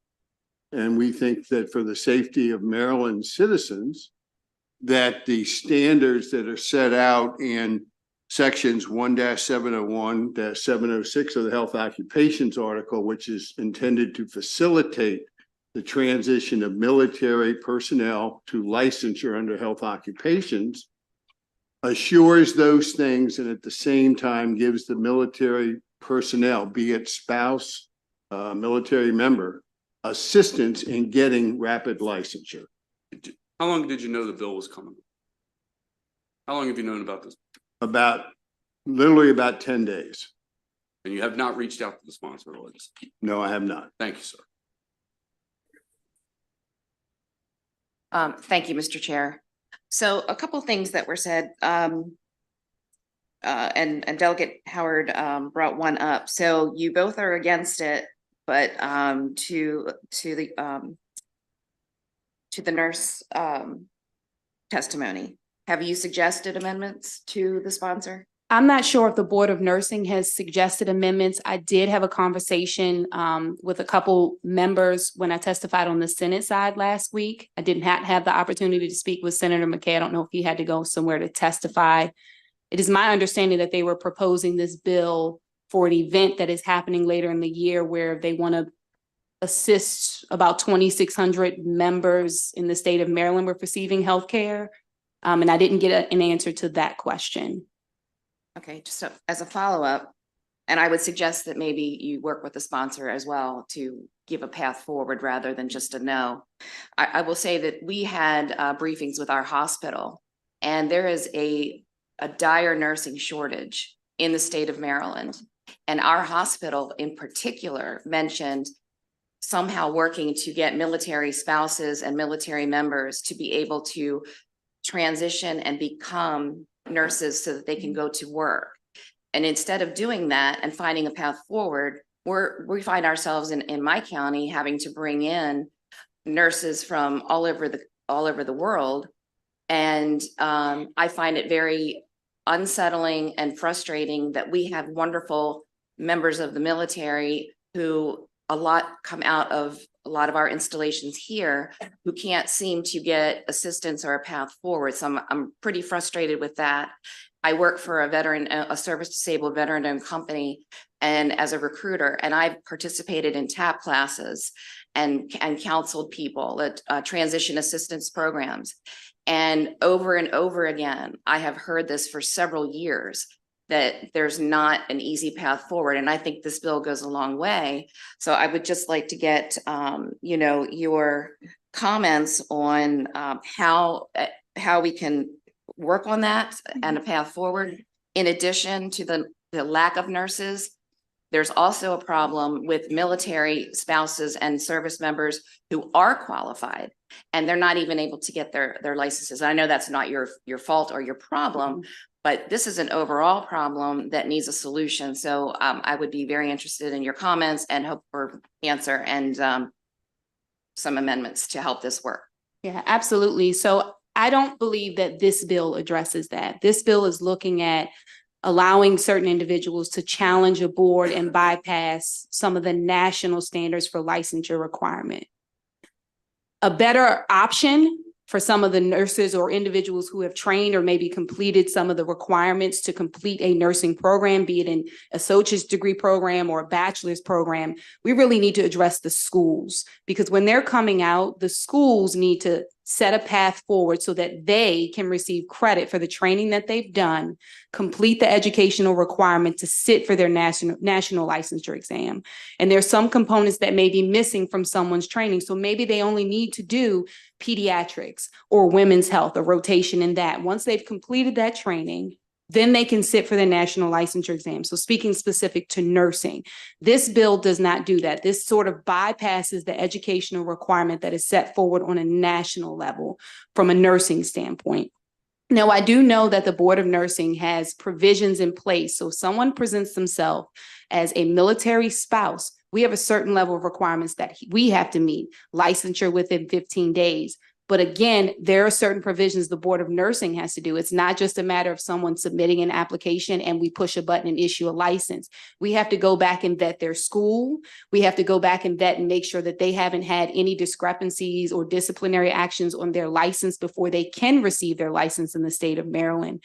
Right now, there is a federal case going on called the Nightingale. Right. And so what happened is we had fake nursing programs throughout this nation, and hundreds of fake nurses were licensed. And these are nurses that were practicing in the state of Maryland. And the burden sits on the Board of Nursing to make sure that we are licensing individuals who are safe and who have met the basic requirements to enter the field of nursing in the state of Maryland. So while we want to support military personnel, including myself, I have a sibling who is a hospital corpsman in Great Lakes, Illinois, right? We want to see these people transition into practice, but we want to make sure we're doing it the right way. Not only do we have your constituents to protect, but we have the servicemen and women to protect as well. We want to make sure there's a good standard across the board. And I think starting with the academic institutions is a good place. I appreciate that. Just briefly, sorry. I would be curious to see how many people in the Nightingale issue and lawsuit were military, number one. And number two, I think you mentioned that the Army does have a bachelor's program or equivalent education. Was it the Army that, would you be open to talking to the sponsor about whatever? You mentioned a problem with the Navy Corps. So are there divisions of the military, and why I would not want to exclude someone that you could be open to at least moving forward with with some sort of progress. And that's all I'm gonna say. Delegate Pippy. Thank you, Mr. Chairman. I think it goes without being said, we've had some bills in this committee to make the transition for military and spouses in our state to have opportunities. Last year, there were tax incentives passed to retain more military members in our state. I was a little taken back because I think there was an implication that you could be a dentist in the military and yet still be unqualified in your eyes to practice dental medicine in our state. Was that your position? There are individuals who are practicing dentistry in the military that may have gotten their credentials from other states that don't require, for example, certain clinical testing. So if they have gotten their credentials without that clinical testing to come into Maryland, they would have to take what is called the ADLEX, which is a test that includes both clinical diagnosis and treatment planning on one side, which is the more non-clinical, and then actual clinical treatment. So those are the type of things that under the health occupation article section that I cited to you, you would assist the dentist coming in. You would try and license them in 15 days. But if they don't have, for example, that particular clinical examination, which is required, then the board must assign someone to assist them to locate where they can get that test, how they can prepare for it, and assist them in meeting that requirement that they lack. So is there, I mean, I'm not going to belabor this, but I think a lot of people are kind of reaching the same conclusion, which it's like you came in here with just, there's no path. But I think the bill is trying to get at to find a workable solution on how to transition people that do comparable work, have provided adequate professional services in whatever field for the federal government and the military to come into Maryland. I mean, so I'm hoping that you reach out to the sponsor and see if there's a workable solution and that, you don't burn all your credibility on just opposing bills, Unfortunately, sometimes the way you have to sign up, you have to make a choice, and it's not exactly in that niche that you would like to be. And sir, I want to let you know, you have a job to do. You have people that you represent. You are not burning your credibility by opposing a bill. Please, I want everybody to hear me. We may not agree with you. My vice chair may yell at you, but that doesn't mean that your credibility is in question. So I do appreciate that. And I know my colleague, is the helmet and his passion for the military, but you don't burn credibility by doing your job. You burn credibility by lying. You burn credibility by misleading and telling people something either is not. But I don't want you to, I just caution, don't worry about that. Delegate Hill. Thank you, Mr. Chairman, and thank you. And I guess I'm here representing Health and Government Operations, and it wasn't clear that I think the sponsor may have thought that he's left, the occupational and professional licenses function essentially the same. But I wanted to ask you, because you referenced Health General Article Section 1702, which as I read it says, and this is specific for credit of experience, training, and education for service members, which this body passed in 2023 to get at this issue. And it says, in calculating an individual's years of practice in health occupation, each health occupation board shall give credit to the individual for all relevant experience as a service member. And they shall credit any training and education provided by the military and completed by a service member towards any training or education requirements for licensure, certification, or registration if the training or education is determined by the occupations board to be substantially equivalent, as this bill says, not otherwise contrary. And that approaching it this way, as opposed to as it is in the license, tries to uphold exactly the concerns that you all are raising. So am I understanding that if adoption of this kind of language that we've already passed for military spouses and members under the health occupations article, that would probably satisfy your concerns? Delegate, it would, in fact, we supported that bill that was passed in 2023 or 2022. I can't remember which it was. Everything flows together. But that's exactly what we do support. And we think that it encompasses in the detail needed what is the intent of the sponsor in 1201. Thank you very much. Thank you, Mr. Chair. I believe that's all the questions for this panel, and I believe that completes this bill. Thank you, Mr. Chairman. Delegate Embry? All right, are you ready to go now, Delegate Embry? I am. Thank you. Chairman, can I bring up the panel, please?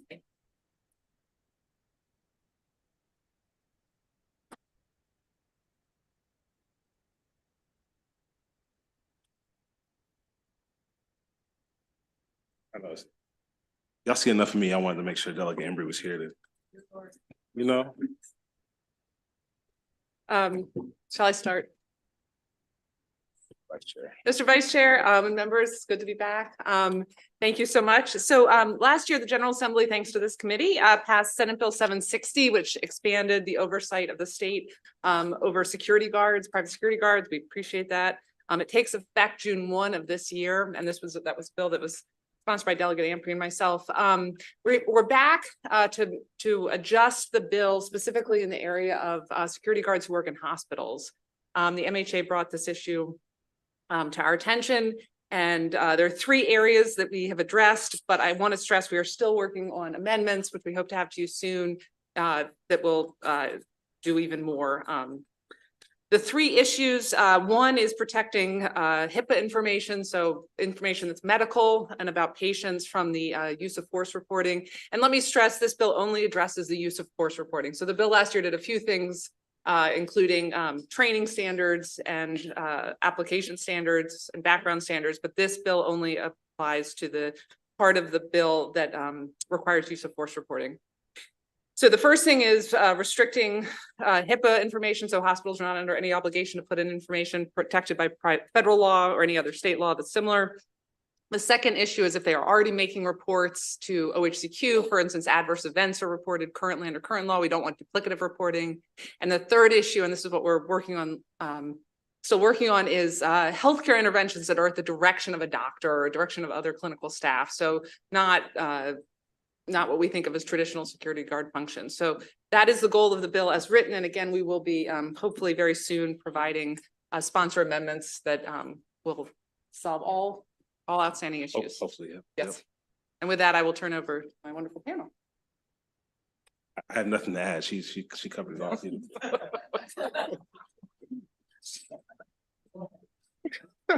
All right. Thank you. My name is Dolores Sanchez-Ficalche with Cornerstone Government Affairs, representing Maryland Hospital Association. I want to thank the sponsors for this piece of legislation and their patience as we've been working through this. As the sponsor has mentioned, the impetus for this legislation last year was to curb what was growing incidences of untrained guards at unregulated employers, and it was very needed. However, some things have come to the attention for hospitals who are already very heavily regulated and actually also employ large numbers of security guards to keep our staff and also patients safe. But there are some unique issues that hospitals face that we are hoping to rectify with this legislation.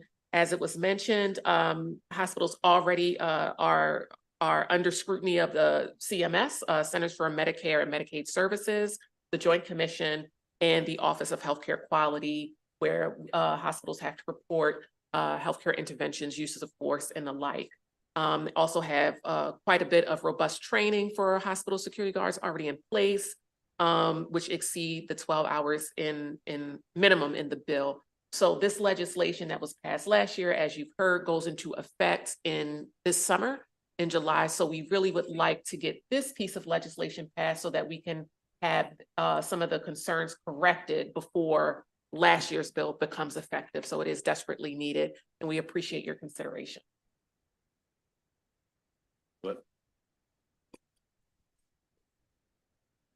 Thank you and good afternoon, Vice Chair Crosby and members of the committee. My name is Brandon Floyd on behalf of the Maryland Hospital Association, here to support House Bill 1277 with amendments. We're offering amendments to provide field time to comply with the law that passed last year, Senate Bill 760.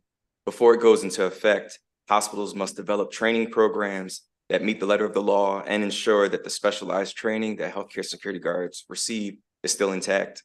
As part of the training approval process with the Maryland State Police and Training Standards Commission, hospitals must undergo thorough review of their training courses. Each course must entail 17 required objectives. Additionally, approval and authorization of the existing training standards must be met, and there's an issuance of a course number following that verification. Also, hospitals must certify our instructors.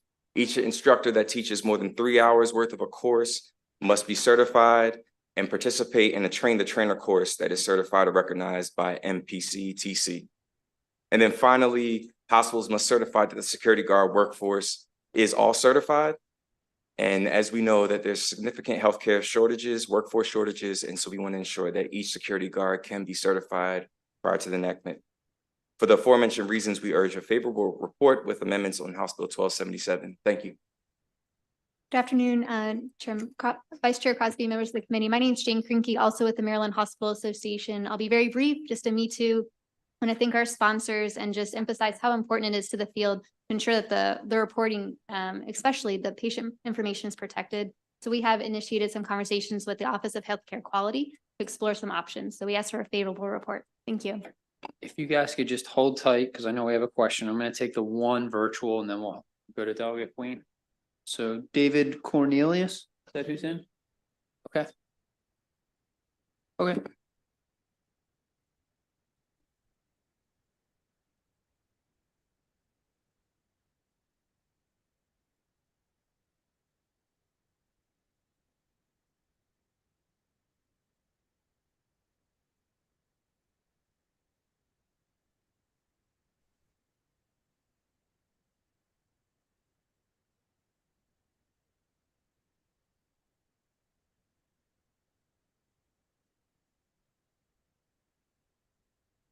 Cornelius, go ahead. Good afternoon. Thank you all for having me here, and thank you for the delegates for bringing this forward. I appreciate that. My name's David Cornelius. I'm the Director of Public Safety at Frederick Health in Frederick, Maryland. Also the president of the Maryland chapter of the International Association Healthcare Safety and Security. I just wanted to be here as a subject matter expert if you might have questions about our security officer hiring, training, and reporting of use of force. Thank you, sir. Delegate Queen. Thank you, Mr. Chairman. So I just want to probably a little more clarity on what to expect from the amendments. Is the goal of the amendments to exempt the security guards and then allow them? So no, you're not going to exempt them. So where there's duplicate reporting, you're just going to take the reports that they're already doing. How is that going to be implemented, or you envision it? So there's two possibilities that we're still talking about. One would be just refining this. So under this as written, if there is a separate report to OHCQ, there is no need, no action needs to be taken because OHCQ has received a report. And so refining healthcare interventions so that we're also exempting from the use of force reporting what are truly sort of clinical interventions that are under the direction of medical staff. So just refining the bill as is. Another option, which we just started talking about, is whether instead of reporting use of force to MSP, reporting it only to OHCQ because hospitals are already making reports to OHCQ. So those are the two tracks, but we have not spoken to OHCQ. So that is why we are, so that is why we are not ready to propose an amendment today. Okay, and also that the hospital security guards get more training. So what are we doing on that end?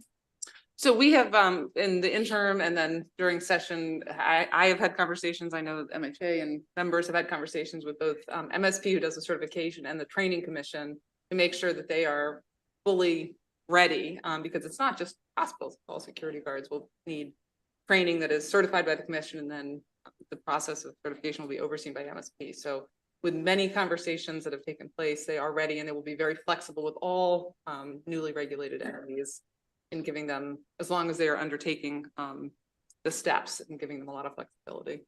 So in the last comment, there was a request for extending time. Is that just for the hospital security guards or for everyone needs to have the extended time to the bill? MSP is going to, so people can still work as they're pending their certification, and MSP is going to be very flexible as people train up their staff to meet the new. Okay, thanks. Thank you. Yeah. Okay, thank you, Delegate. All right, that concludes this bill hearing. Next, we will go to Delegate Valderrama, House Bill 1362.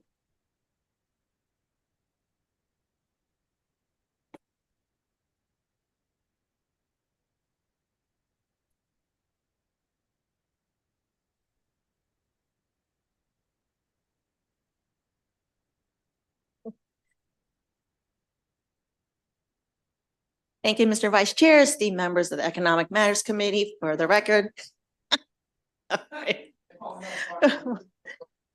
Chris Valderrama here to present House Bill 1362. Let's get all the laughter out now. We got Sid Saab here sitting next to me. So forgive me, members, this was supposed to be back to back with my initial piece of legislation that I presented earlier. This is a straightforward bill, House Bill 1362. I urge a favorable report on it. It's basically, well, it's an important bill. It's a crucial bill, and it carries significant importance for the estheticians here in our great state of Maryland and their clients. It aims to ensure adequate representation of every profession, principle that we strongly uphold. Maryland estheticians take great pride in their exceptional work quality and the valuable services that they offer to their communities. This bill seeks to include an esthetician on the Cosmetology Board, a move that's essential for several reasons. Firstly, it provides a much needed voice in the board's decision-making process. Licensed estheticians, they bring a unique perspective derived from their extensive training and practical experience, which can greatly enrich the board's discussions and decisions. Second, having an esthetician on the Cosmetology Board helps to raise safety standards within the industry with their specialized knowledge and expertise in skincare and beauty treatments. Estheticians can offer valuable insights into developing regulations and guidelines that directly impact the well-being of professionals and consumers alike. Currently, the Cosmetology Board consists of 7 members. There are 4 cosmetologists, 1 school owner, 2 consumer members. House Bill 1362, minor but yet impactful change by replacing one of the consumer members with an esthetician. This legislation seeks that this adjustment holds the promise of promoting the integration of predominantly, as I said before, minority and women-owned professions into this Cosmetology Board, while at the same time championing principles of diversity, representation, and community well-being. I will note that this bill is supported by the Department of Labor, and they have enclosed their letter of support in your files. So with that, Mr. Vice Chair and members, I respectfully request a favorable report on House Bill 1362. Thank you, Mr. Chairman. I'm just here for the record, Sid Saab, representing the Maryland Esthetician Alliance, and just here to answer any questions the member of the committees may have. Thank you. Okay, and we know that the Department of Labor was signed up favorable with amendments. It was Nicole Fletcher. She was virtual, but I don't know, something happened. She dropped off a few minutes ago. So yeah, you can. Mr. Chairman, I think she was she was favorable without no amendments. The other one favorable amendment was on the 1302. On this one, she was just favorable. Well, she signed up favorable with amendment. Okay. Okay. Nonetheless, everybody can reference her testimony. That concludes, seeing no question. Oh, I'm sorry. I got you. All right. Delegate Chi. Have at it. You can go after her, Lily. Okay, thank you, Mr. Chair. So these 2 bills sound similar in names, cosmetologists membership. So this one's to add a membership An esthetician to this board. to the board. Is this a department bill? Did the labor ask for this or the board ask for this? Delegate, good to see you. Good to see you too. Yeah. No, actually the Esthetician Alliance wanted to be added to the board, and we worked closely with the board, with the Department of Labor, and showed them the benefit of having an esthetician on the board. So that's why they're supportive, but it's not a department bill. Okay, And the reason I wanted clarification was because there's another bill, as Delegate Balderrama might recall, HB 180 by Delegate Kerr, which is about eyelash extension services. And the department actually asked us to add an amendment to add esthetician to that bill. So I wonder if they just carved it out or, whatever. That's why I was asking. Sure, yeah, I can answer that Okay. question. So Okay. the eyelash bill was a bill that was from last year, and we've been talking to them about it. We actually added as the Alliance added the eyelash because we weren't sure whether the bill's gonna go. I know there's some issues with the bill. But they're not combined, but the estheticians are actually in 1360 and 1308 House Bill 1302. So it's irrelevant to the esthetician, but we want to make sure in case it passes that the estheticians are included. And I'm happy to talk to you a little bit more offline about both bills. Okay, thank you. Thank you. Okay, seeing no further questions, that concludes this bill hearing. Is Delegate Simmons here? I don't think oh, there he is. Boom. Man. Yes. I don't know. I called him and he left. Oh. Weird. Okay. All right. Yes. Do you want me to play entrance music? What is going on right now? Oh. Delegate, you can bring your panel up. All right, thank you. Appreciate it. Yep. Okay. Dun, dun, dun, dun.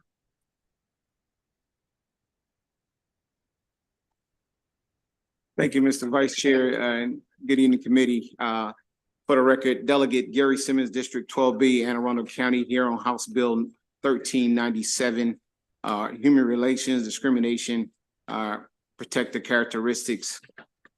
Last summer, the Supreme Court of Maryland came to an extreme, disheartening decision in Doe versus CRS. In the case was discriminated in Maryland equal pay laws that did not apply to discrimination based on sexual orientation that was not stated in this statute. The court stated, paraphrasing, that they believe that if the General Assembly wants to protect a certain group of people, they will name the group in statute. The Equal Opportunity of All Marylanders Act keep Maryland in line with the court's ruling by adding missing classes throughout the code. The classes were likely groups that the General Assembly already believed that were protected under the law: race, religion, sexual orientation, gender identity, sex, and disability, to name a few. This bill spans many seriousness of codes, but the purpose is to simply protect all Marylanders from discrimination in all facts of life. So with that, I'd like to turn it over to my panel for further. Good afternoon. I'm Jonathan Smith. I'm the Chief of the Civil Rights Division in the Office of the Attorney General. And thank you for having me this afternoon to testify in favor of House Bill 1397. Discrimination on the basis of race, disability, sexual orientation, gender identity, religious belief continues to be far too often to limit the ability of Maryland residents to fully participate in society, to receive equal treatment and services, and to enjoy benefits and opportunity.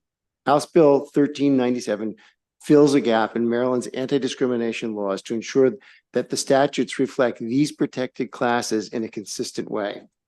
On behalf of the Office of the Attorney General, I offer testimony in support of the bill. As delegate testified, in August of 2023, the Maryland Supreme Court decided Doe versus Catholic Relief Services.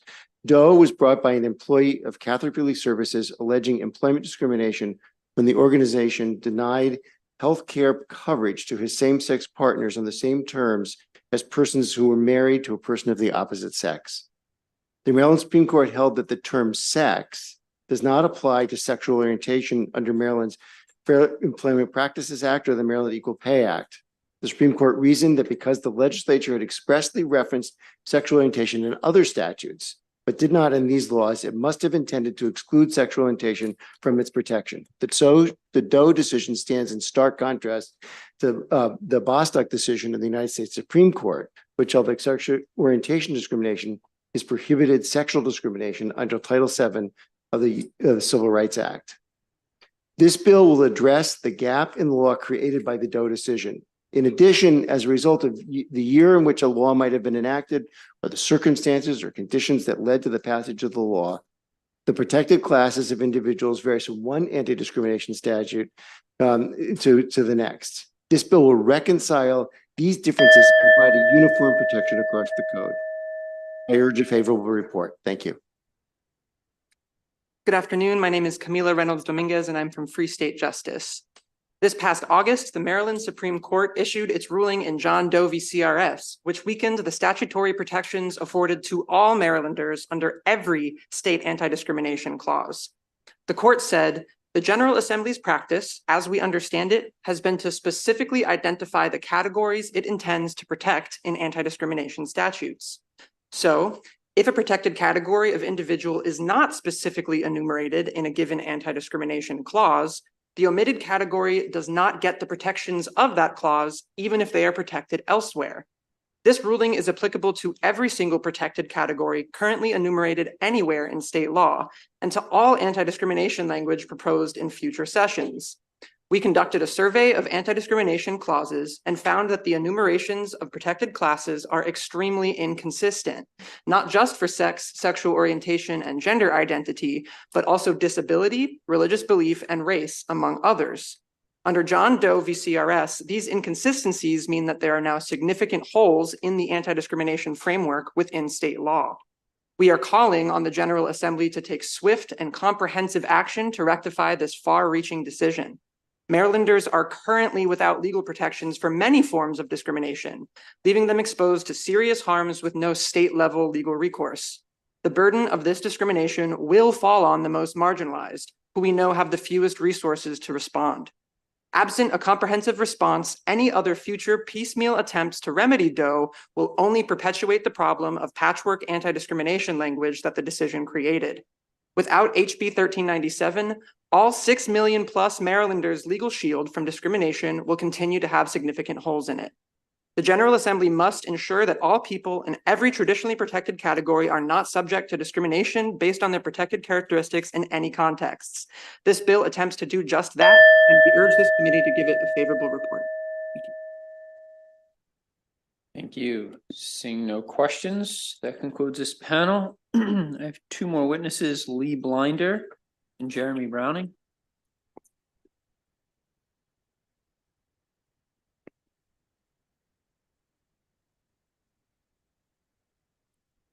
You can start when ready. Good afternoon, Vice Chair Crosby and members of the Economic Matters Committee. For the record, my name is Jeremy Browning. I use he, him pronouns, and I'm the director of the Maryland Commission on LGBTQI+ affairs. I'm going to keep my testimony brief. You have my written testimony. I think the panel did a really good job of describing why this bill is so important. So the commission's in strong support of House Bill 1397. Despite significant progress in recent years, discrimination against LGBTQI+ individuals remains a significant barrier to equality and economic opportunity in our state. Many queer and trans community members continue to face discrimination, harassment, and unequal treatment solely because of their sexual orientation, gender identity, and other protected characteristics. This perpetuates systemic inequalities that harm individuals by undermining their ability to live authentically, access affirming healthcare, and support themselves and their families. The commission urges a favorable report on House Bill 1397. Thank you. Good afternoon, Honorable Vice Chair Crosby and the esteemed committee members. My name is Lee Blinder. I use they, them pronouns, and I am a very proud transgender Marylander. I'm also the executive director of Trans Maryland, and I'm the chair of the Maryland Commission on LGBTQI+ affairs. I'm here today on behalf of Trans Maryland to register some strong support for HB 1397. Trans Maryland is fully supportive of the objectives of this bill. This legislation is a key step forward towards recognizing that our inclusion as an equally protected class will confer some long overdue benefits. We'll also want to highlight the importance of taking an all-inclusive approach to discrimination for all members of our community rather than a singular fix, which would require the legislature to return to this issue again and again in the future. By equitizing access to financial services, employment, healthcare, housing, and more, we'll be able to reduce our experience of continued financial precariousness. Many of us have been forced to resort to survival sex work for income of any kind. This includes 13% of all transgender and gender expansive individuals and up to 44% of Black members of our community. In no small part, this is due to rampant discrimination in employment.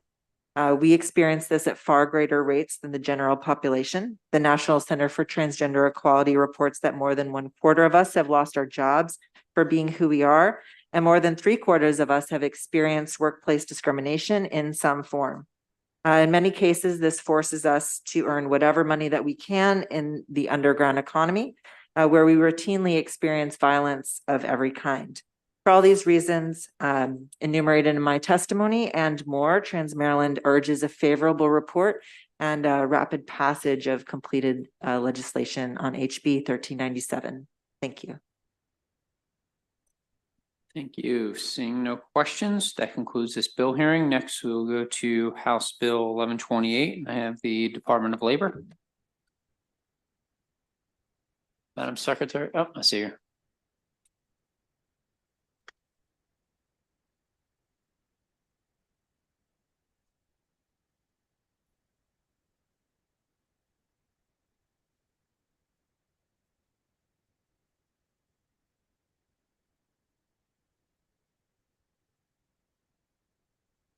Good afternoon, Vice Chair Crosby, members of the committee. I'm Portia Wu, Secretary of the Maryland Department of Labor. It is my pleasure to introduce HB 1128, a departmental bill to establish the Maryland Talent Innovation Program and Fund.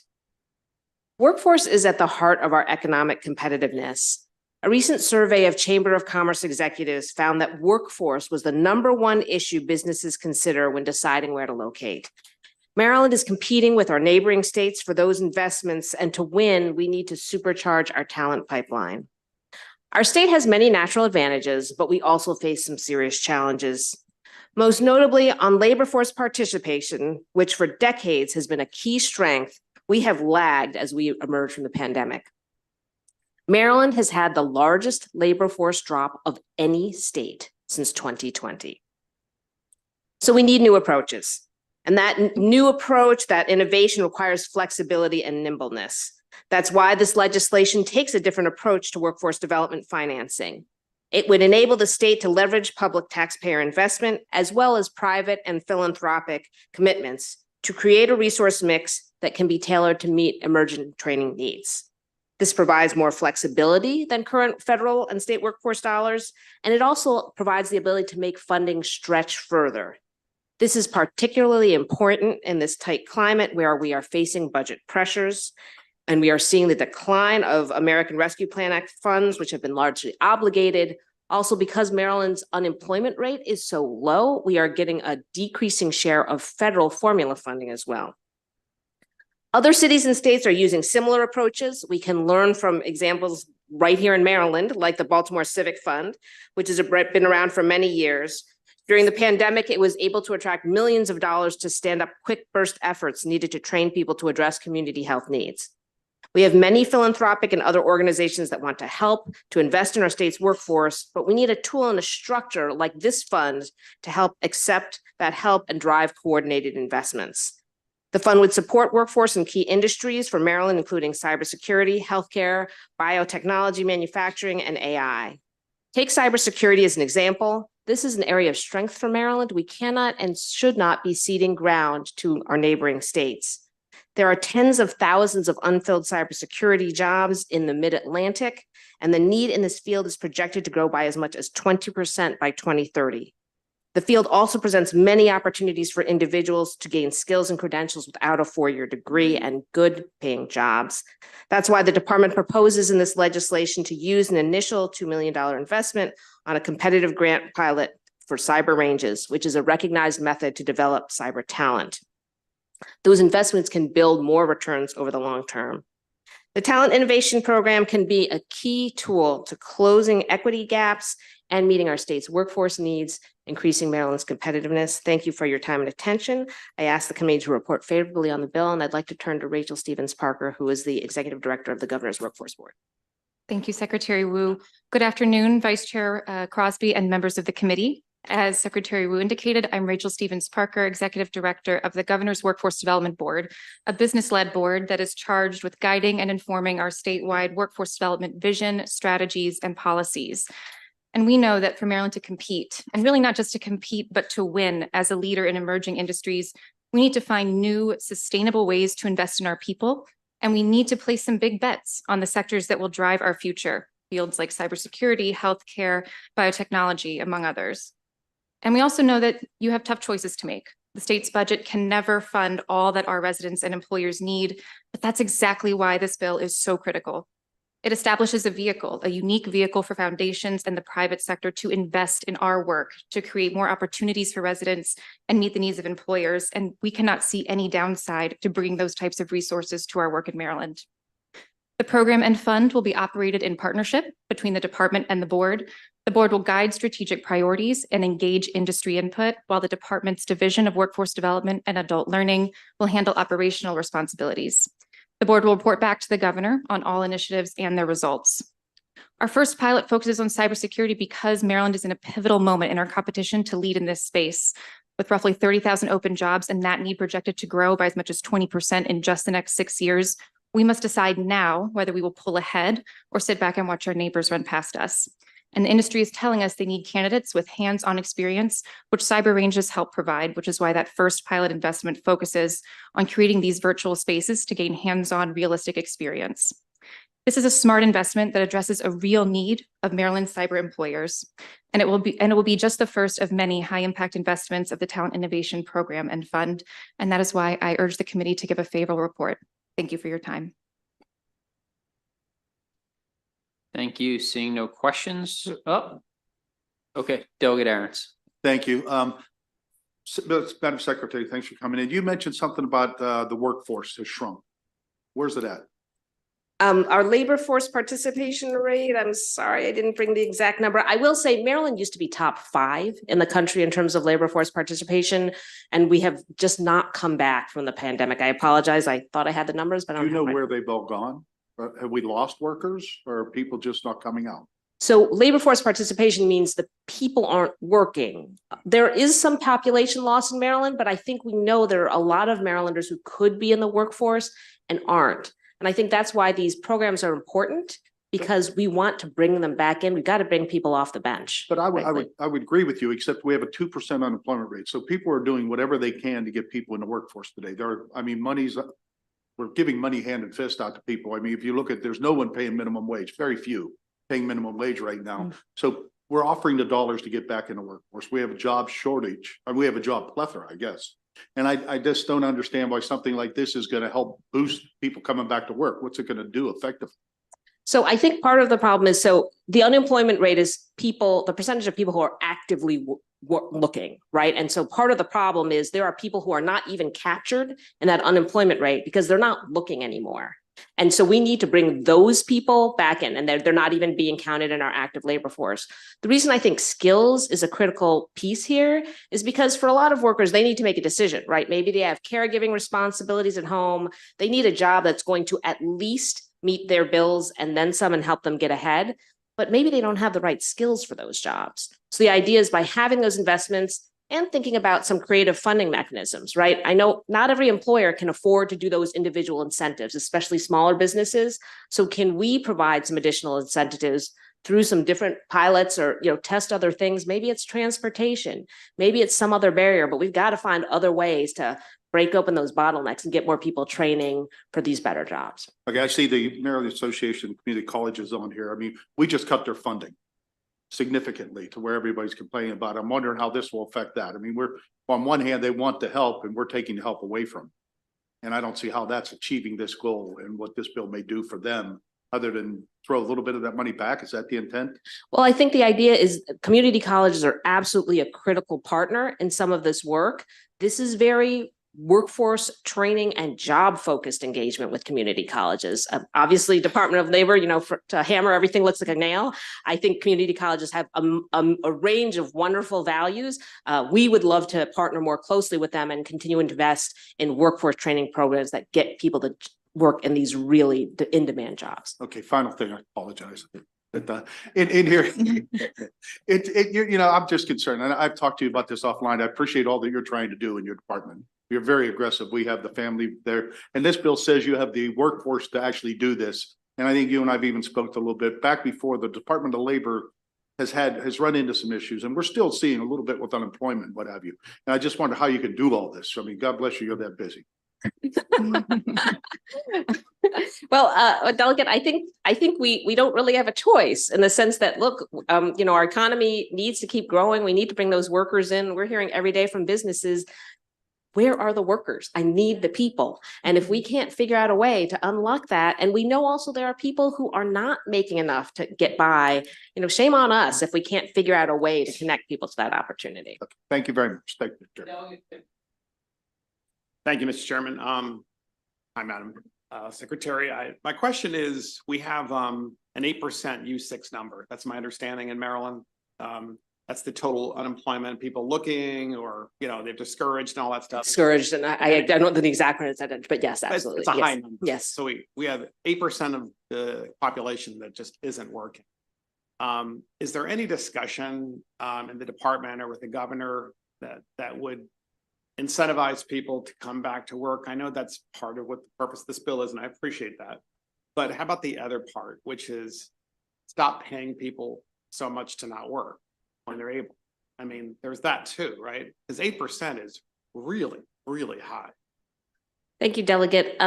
I do want to, there's a misimpression out there, and I'm not saying this is informing your question, but certainly we get calls about it all the time where people think, oh, are those pandemic benefits still there? They are not. And the maximum unemployment insurance benefit is only $430 a week, and that's the max. So a lot of people are not getting that. I don't think there are a lot of Marylanders that can get by with a family with $200-300 a week. So that's a pretty strong incentive to return to work.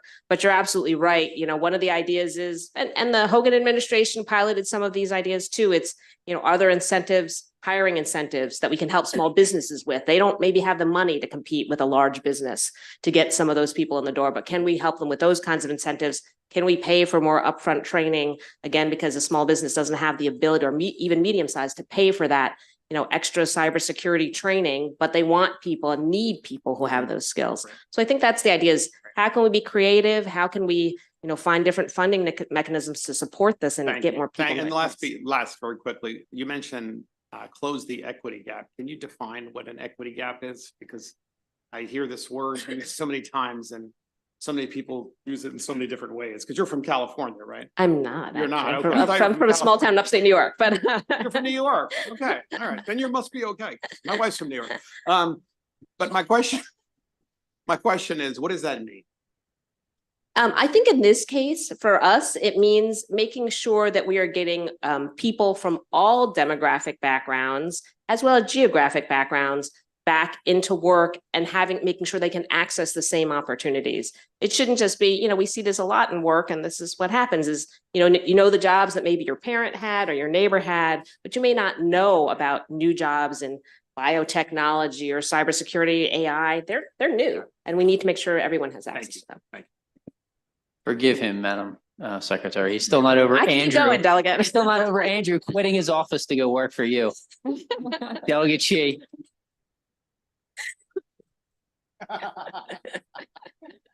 Thank you, Mr. Chair, and thank you, Madam Secretary. It is wonderful to see you here so often.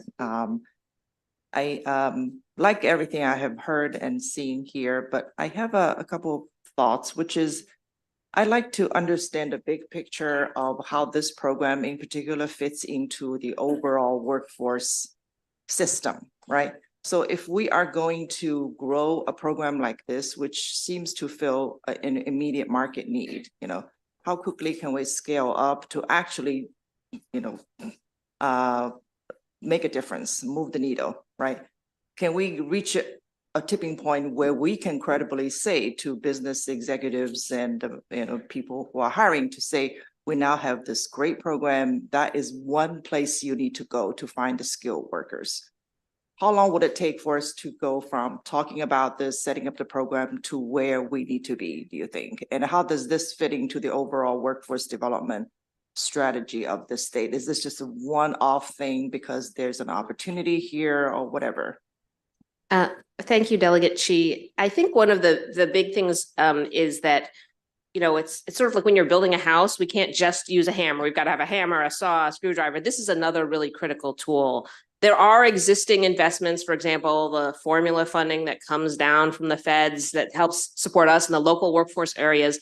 That's sort of what I think of as the backbone. You need to have that ongoing, consistent backbone presence in the communities, local areas, ongoing services to residents that come in the door every day.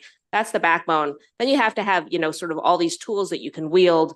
The Earn Maryland program obviously is a very powerful tool that works with established industry leaders to help make sure we're meeting those needs. But I think the reason we came up with this program and found that we had a little bit of a gap is there are very specific statutory requirements about that. You have to have 5 industry partners, you have to have certain other things, and it suits best those industries that are more established and known already. We do hear from employers and others all the time, hey, I have 1 or 2, I don't have enough. Or this is a new job. You know, we're good at preparing for the jobs that are here today and putting people in those jobs because that's what federal funding requires. Not as good as preparing for the jobs for tomorrow. This is trying to fill that gap. I don't want to overstate because obviously with the level of funds and the situation we're in now, I can't say we're going to solve all those problems, but we do feel like it's a very important tool. And I think we could move quickly establishing a fund like this.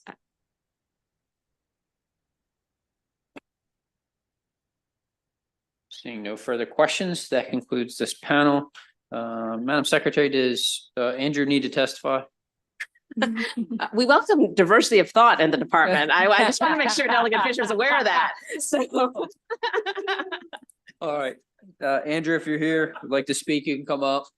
But we have Brad Phillips, Andrea Mansfield, Tasha Cornish, Khadijah Lovelace, and Bruce Spector. You can start when ready. Good afternoon, Chair, members of the Economic Matters Committee. It's a pleasure to be here. I'm not often in front of this group. My name is Brad Phillips. I'm the Executive Director for the Maryland Association of Community Colleges, and you have all been asking really thoughtful and great questions. And I'll just want to mention that they haven't actually made the recommendation to cut the funding from CADE, just so you don't have to think about doing that. But I'll just talk about 4 points really briefly. This program would increase access to high quality job training by using innovative and sustainable funding structures to help meet the needs of Maryland's workforce, and particularly skilled workforce in areas like cybersecurity, healthcare, biotech, and others that you've already heard mentioned. I just want to make you all aware that these are the types of jobs that require advanced skills beyond high school, not necessarily a 4-year degree, but exactly what we do. We increase access to high quality job training. And it's all about workforce. You've heard a lot about workforce shortages today. This is an area, particularly in cybersecurity, where it's going to be a workforce chasm. You just heard the 20% growth by 2030, and we have around 30,000 vacancies in this particular field already. So we have to start thinking about investing in capital, human capital, and infrastructure.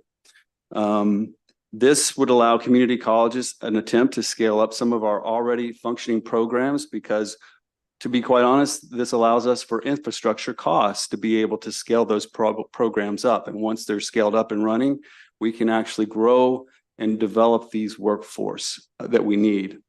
And last, we have to do something to catch up with these shortages. If we're ever going to actually equip the workforce with the needs that we need for the future, we absolutely have to take care of the lag of where we are now. And with that, thank you very much. Good afternoon, Chairman Wilson, Vice Chairman Crosby, members of the Economic Matters Committee. My name is Bruce Spector, and I am the Chairman and co-founder of Baltimore Cyber. Appreciate the opportunity to be here today to testify in support of House Bill 1128. I appreciate the leadership of Secretary Wu and her department on this legislation. For the past 7 years, Baltimore Cyber, partnering with the state's community colleges, has been a multiple grant recipient to the Department of Labor in its very successful EARN program. Baltimore Cyber has procured, installed, and operated a state-of-the-art cyber range in Baltimore City. Cyber Range is a cyber attack simulator that provides experiential training. Think of a flight simulator, but for cybersecurity. In our 7-year history, we provided cybersecurity training to approximately 1,400 Maryland citizens, I'm very proud to say that we've placed entry-level graduates of our program in over 1,200 full-time cyber positions at major Maryland private employers like Northrop Grumman, Booz Allen, and M&T Bank. It is important to note that these are family-sustaining jobs. They start at an average of $60,000 per year, and after 2 years, the average is well over $100,000 a year. 70% of our trainees are people of color. Nearly 50% are female. And that is not just because we believe it is the right thing to do, which it is, but it is essential for our large government contractors in Maryland to have a diverse technical team. The bill is necessary to allow the state to scale up the talent pipeline and provide the framework and infrastructure to expand, and will allow programs that have proven their work as pilots, such as EARN, to address workforce needs on a much larger scale. According to Cybersecurity, which is a major source for cybersecurity people, there's 31,000 unfilled jobs in Maryland. Those aren't jobs that are created, those are jobs that need to be filled now. This is the way to address it. This is the kind of program to address it. I urge you to please be in favor of House Bill 1128. Thank you.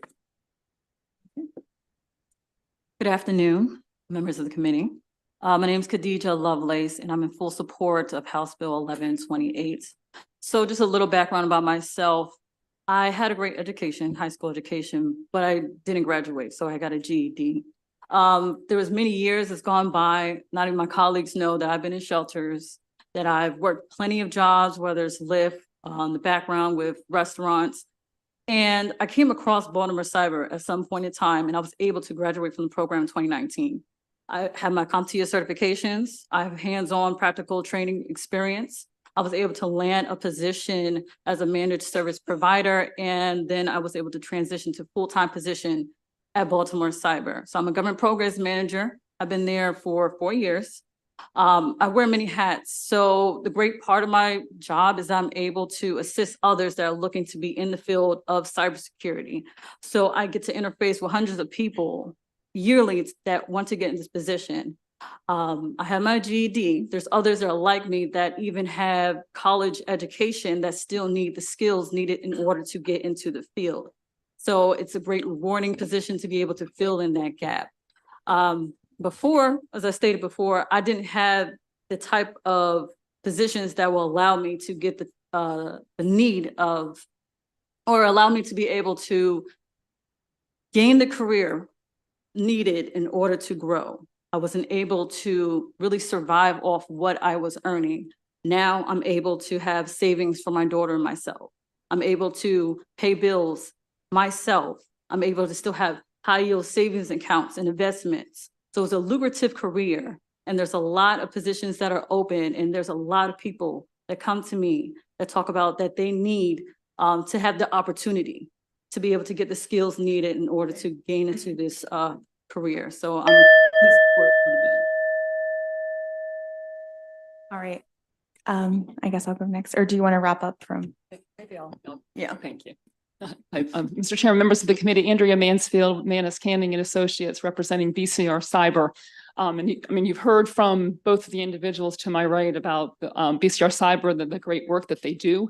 Very appreciative of Secretary Wu and the Department of Labor for introducing this legislation. BCR Cyber has been working in partnership with the community colleges already, putting cyber arrangements in really Montgomery College specifically. And really, we see this as an opportunity for this legislation to really grow that, bring that to scale, and this as a possible partnership to be one of the initiatives that could apply for the competitive grant as a result of this funding. So we really appreciate that, and we really urge your favorable support for the legislation. Thank you. All right. Good afternoon, everybody. I am Tasha Cornish. I am the Executive Director of the Cybersecurity Association of Maryland and a proud resident of District 40. I am here today to strongly support this from the perspective of our industry. I really want to highlight just a few things Secretary Wu said specifically. When we are looking at the economic competitiveness of Maryland, many of our members, which are in the counts of 600 representing 100,000 employees here in Maryland, ranging from sole proprietors to Fortune 200s.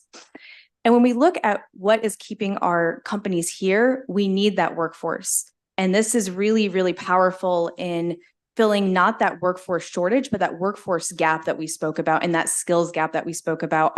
Especially when we're looking at our small Maryland businesses, they don't always have the on-staff resources to train their staff, to even bring on folks to train. So these really powerful tools help them upskill as well as reskill some of their employees to fill this. So this, and I keep using the word scale, and we've heard scale a lot. And I think that's what really sets this program apart from some of the other funds and other important work that the Department of Labor is doing. So I'm going to keep it brief. Thank you all. You've heard some great things. We very urgently support this bill. Thank you. Thank you. Seeing no questions, that concludes the favorables. We will go to, we have one favorable with amendment, Kirkland Murray.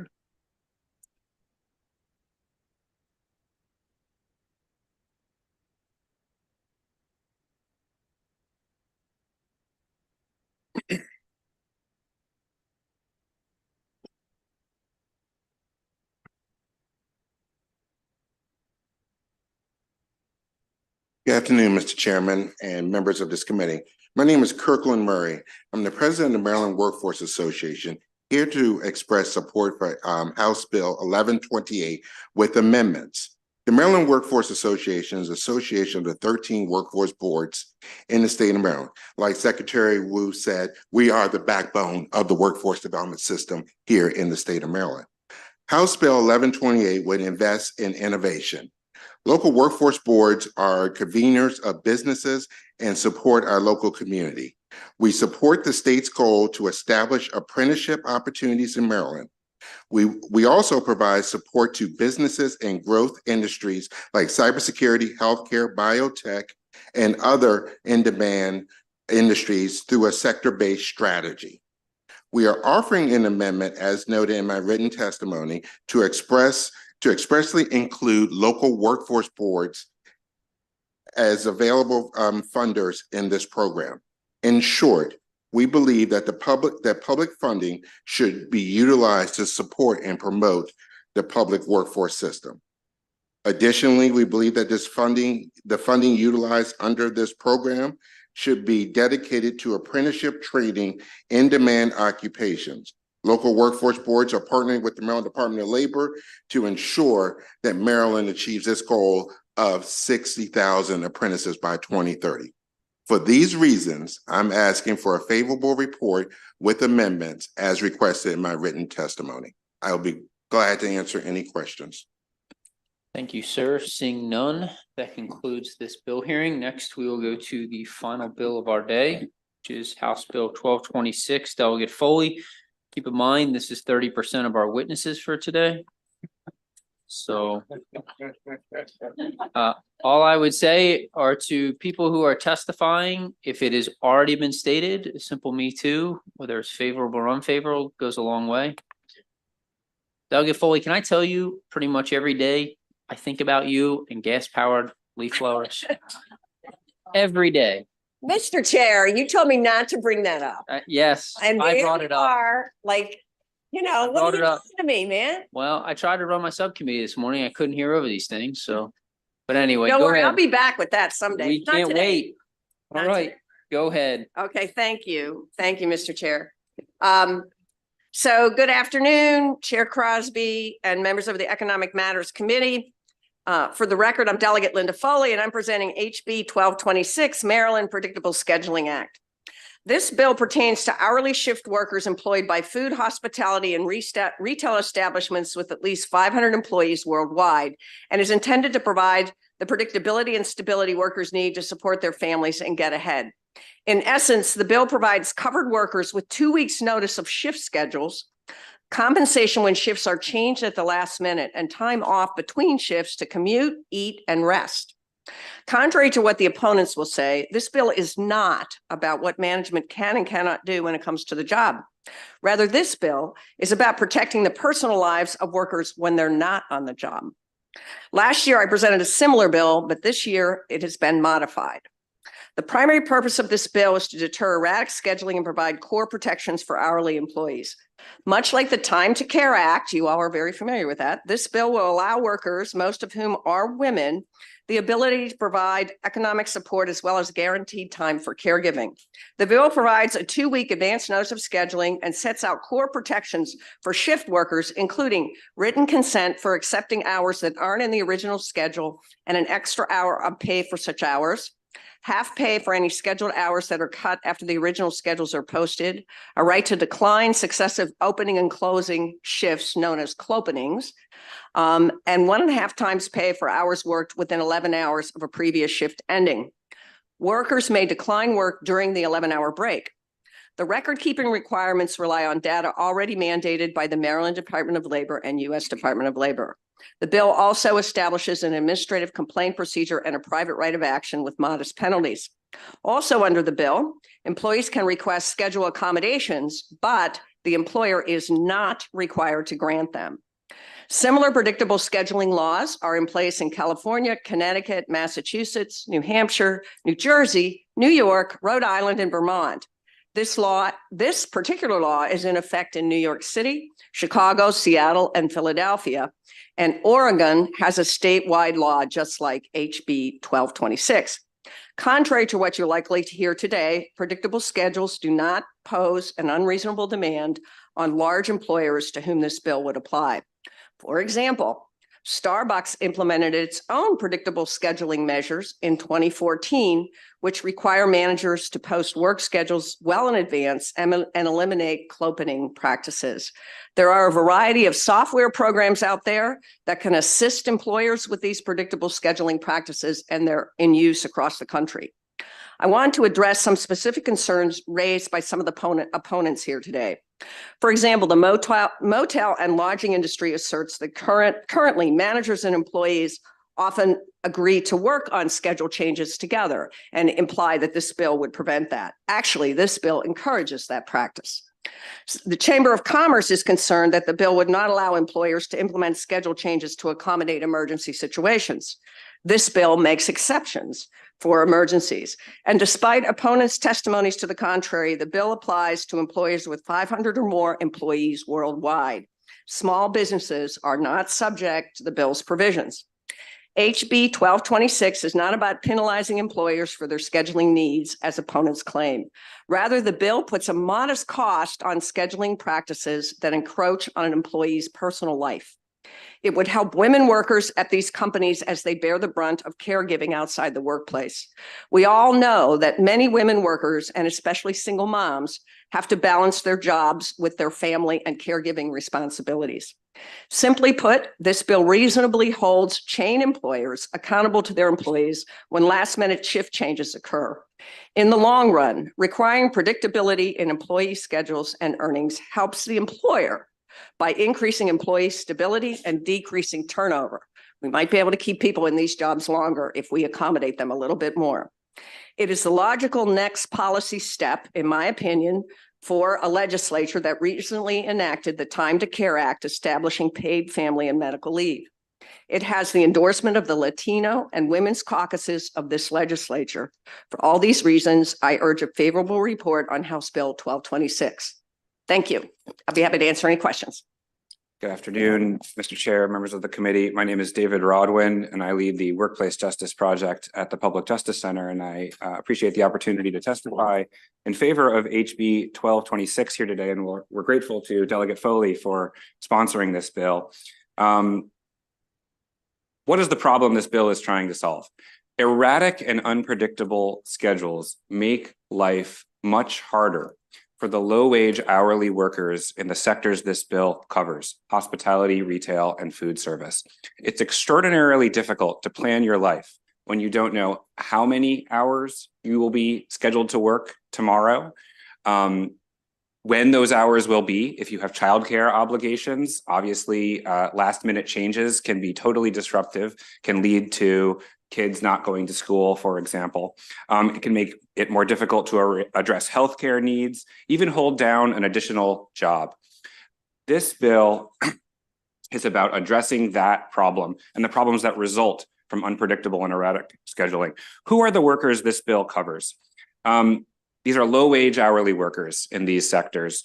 predominantly women in these sectors, predominantly people of color disproportionately. What does this bill do to address the problem? 2 weeks notice of shift schedules, a right to decline last-minute additions or changes to scheduled shifts. I will just note the bill does not prevent employers from asking workers to take on additional or different hours. It just provides a modest additional 1 hour of compensation when workers consent to those shifts to try to encourage employers to exercise reasonable judgment in planning their schedules. And a few other basic protections that the delegate referenced. So we urge a favorable report for those reasons. Thank you so much.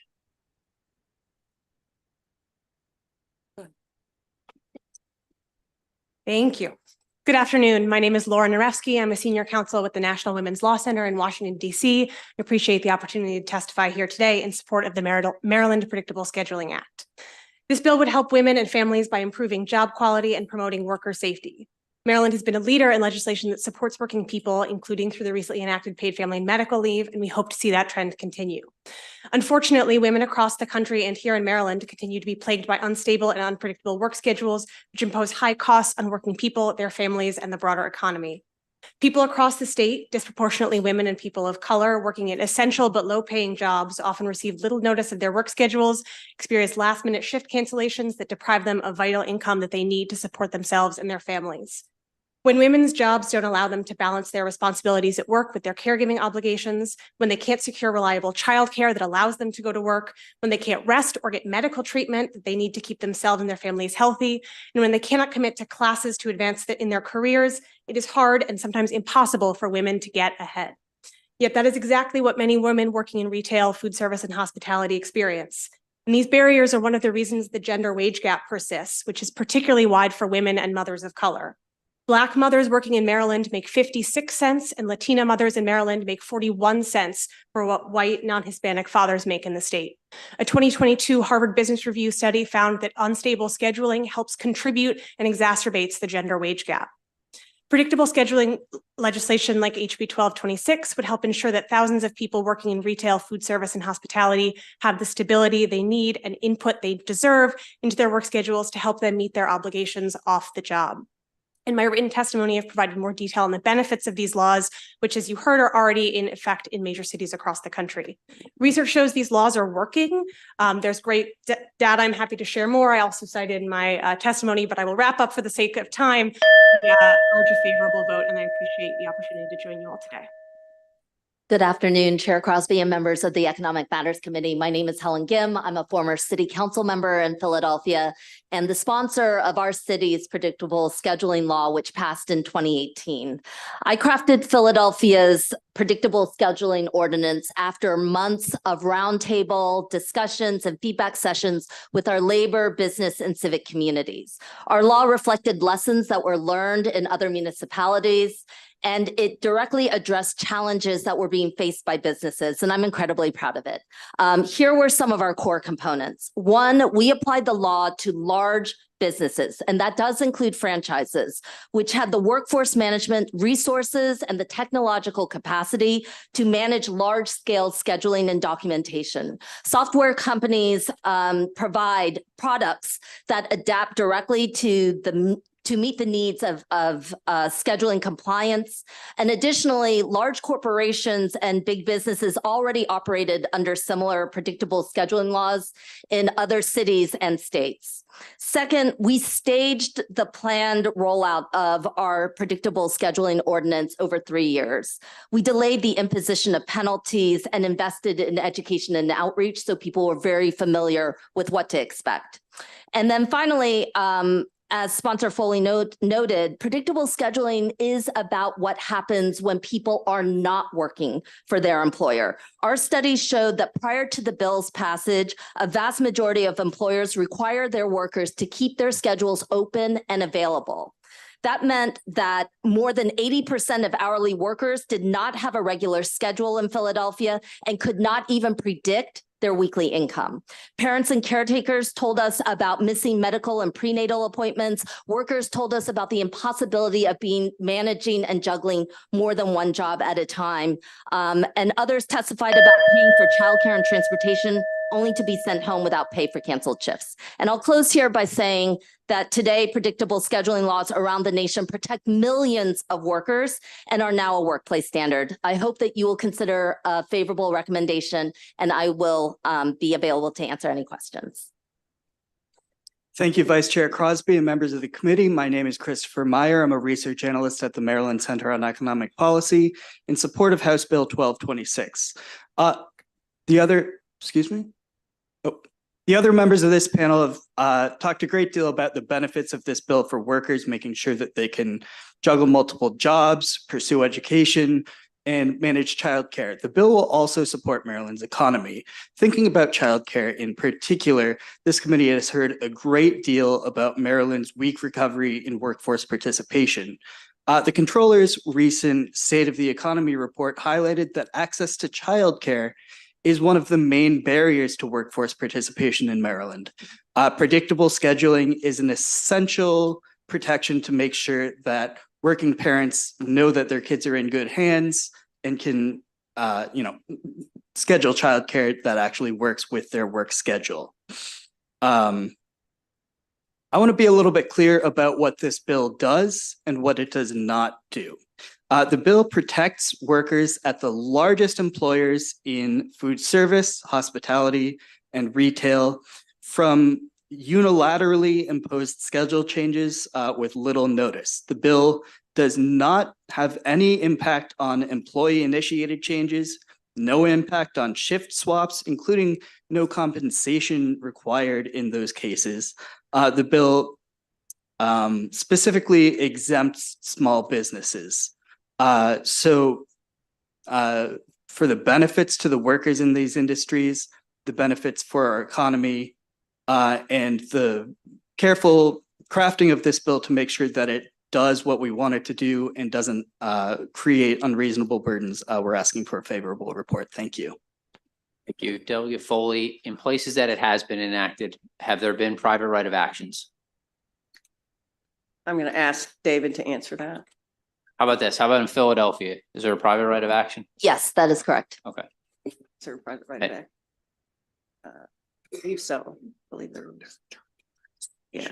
There is a chart, Mr. Chair, in the written testimony that goes through many of the state, looks like most of them, almost every single one does have a private right of action. It's in the testimony, the written testimony of the Public Justice Center. Okay. All right. I'll look for it. Thank you. Delegate Boffo. Thank you so much, Mr. Chair. Thank you, Delegate, for bringing the bill. I just have a question. As you read through the opposition testimony, what you'll see is that I'm going to quote one, for example, a costly mandate on businesses, right? And an increase in particular for businesses. I think we can all agree that we want to ensure that businesses are using their dollars for employees, right? And not necessarily on unnecessary mandates. So I want to give you an opportunity, and I'll give the opponents the same opportunity, but could you respond to that costly mandate piece? Yeah, go ahead. I'm gonna let Helen take that. That's great. Hi, thank you again very much. Helen Given, former city council member from Philadelphia. We heard that a lot, and I spent a lot of time on this issue in part because it was extremely important for us to do something that was manageable for businesses and still bold enough to make a difference in people's lives. We spent a lot of time talking with corporate division heads. We spent a lot of time discussing this with businesses and large businesses. And what we were told over and over again is that scheduling software can adapt to meet needs. And that this was not a direct, and one of the concerns, at least, which was brought up in New York City, was that there was paper documentation, for example, that would require a lot more business costs that might be associated with it. So we moved to electronic documentation that could be easily compiled. And now this is just a matter of the appropriate software managing and documenting things, and that it was an ease and a smooth way of doing it because they can adapt these software programs to meet whatever the needs are. And we don't want to put on significant additional costs. Thank you. And if I could add, Delegate, I'm not as familiar as obviously the councilwoman is, but with this particular bill and how it's been implemented. But I do have a lot of experience with collective bargaining agreements in union environments.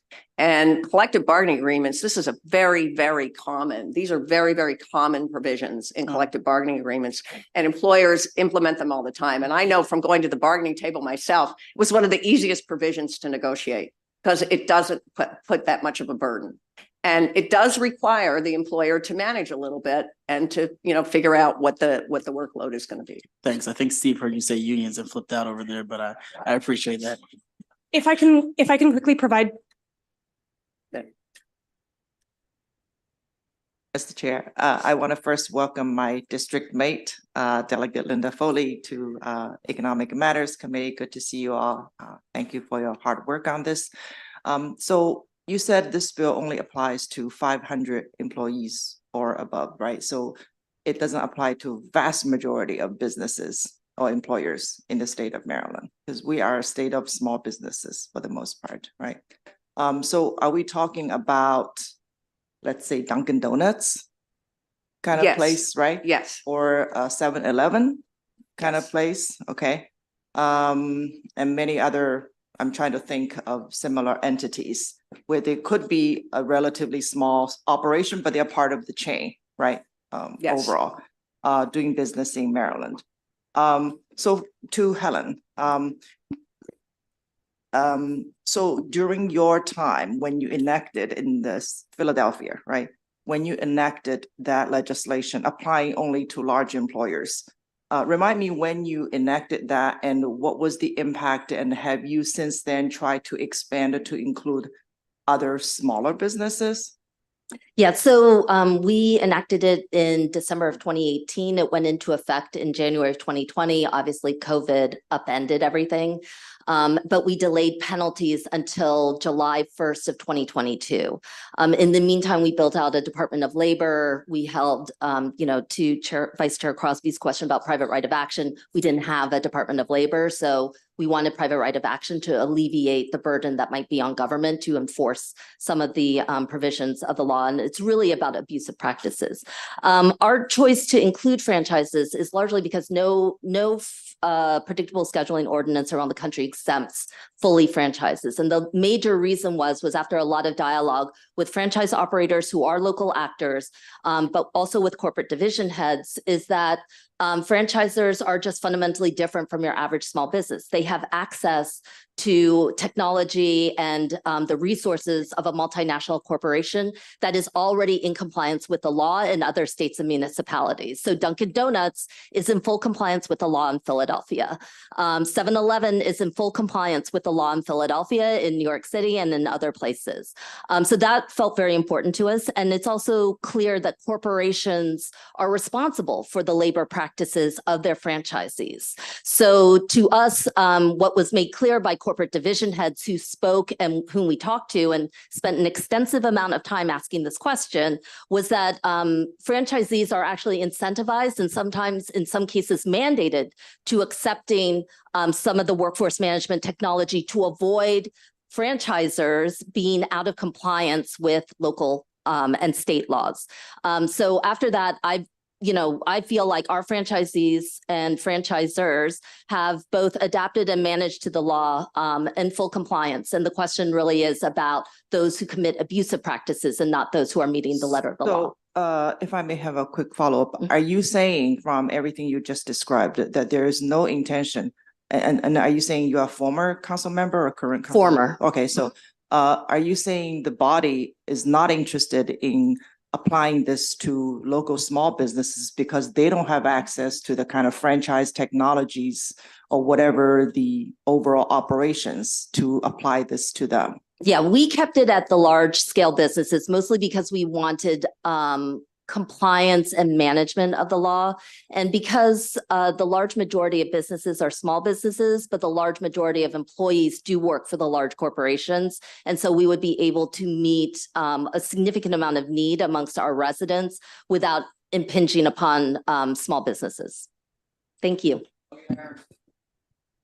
Thank you, Mr. Chair. I'm gonna have two questions. As I read the bill and I'm looking at the first page, it says Maryland Predictable Scheduling Act. It starts talking about with 500 employees, franchises pay employee 50% of the employee's regular rate pay for scheduled work hours. And then it goes down that an affected employee has the right to decline the work hours generally begin or occur during 11 hours. And it talks a little bit about double the pay. What happens if you get predictably scheduled and you fail to show up as an employee? Go ahead. I can answer that, Delegate, if that's all right. You can get fired if you can don't get show up. fired? Well, seriously, you can Yeah, get fired. if for you this? don't show up to work, you can get fired. Okay, Absolutely. so if we do this and you don't show up to work, I can fire you and that's okay for not showing up to work. You're Yes. sick. What if you're sick? Well, we have the Maryland Healthy Working Families Act, and if you're sick and you take sick leave. Again, what happens to, okay, you're sick and what happens to me? I still have to pay? They Under don't the show up, Healthy they Working- can't show up for work when they're sick. Let's say that. No, you do not have to. If a worker is taking leave in accordance with the Healthy Working Families Act, then they're entitled to whatever pay the Healthy Working Families Act provides, which is if they're a larger employer, they're entitled to pay. So it's like a normal sick day. So I go ahead and I do this and I predictably schedule somebody and they can't show up for whatever reason. I have to now still go out and find another employee to cover that shift after I predictably scheduled somebody based on this bill. Is that correct? Is that correct?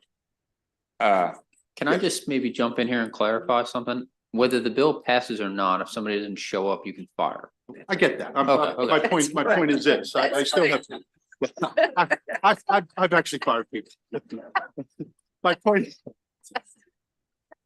But what I'm saying is, with the predictable scheduling, I'm getting nothing out of this as an employer. I have to predictably schedule. You absolutely are getting things out of it. You're getting a more stable workforce. You're reducing turnover, happier workers. Based on what?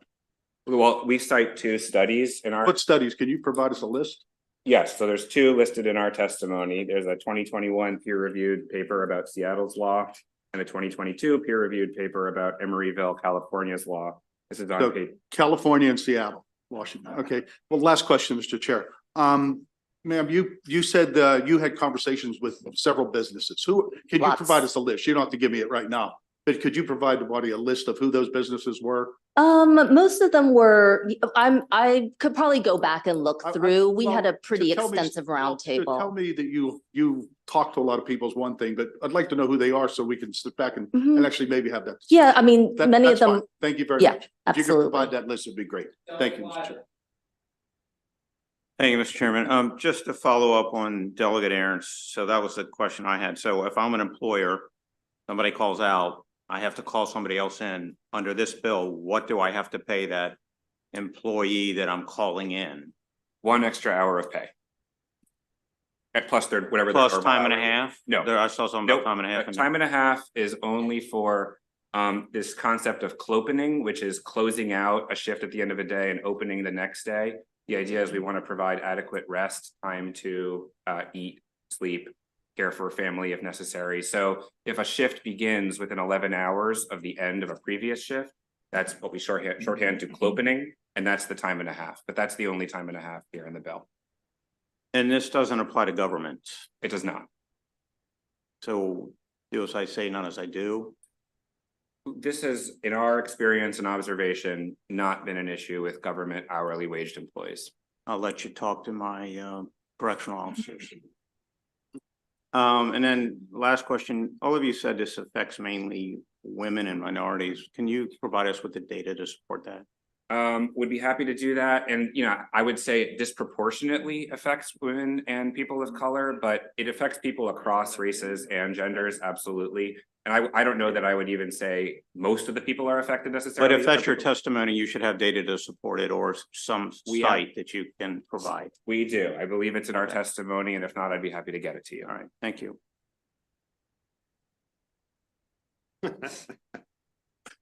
Thank you, Mr. Chairman. So the employee gets paid extra when the schedule isn't predictable. How much extra again? 1 extra hour of pay for any work done that isn't in that 2 weeks notice shift schedule. Okay. And this bill only applies to the hospitality industry and restaurants? Hospitality, retail, and food service. Okay, why? Those are sectors where these unpredictable, erratic scheduling practices are more pronounced than other sectors. And why are they unpredictable? That's I don't know if Helen, if I'm sorry, I just have to ask this, and I have to ask it calmly.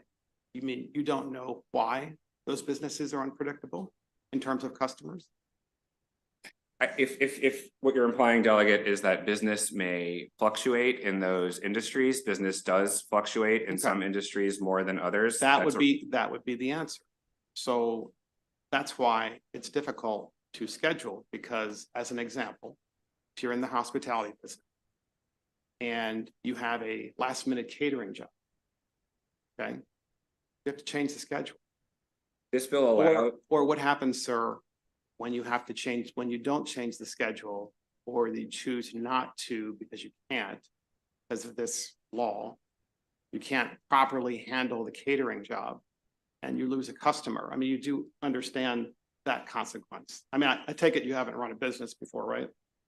I have not owned a business before. Okay, that would be my guess. So how about if there's a last minute party, like a Christmas party or a birthday party? I mean, you're shaking your head, and I'm sure you haven't run a business either.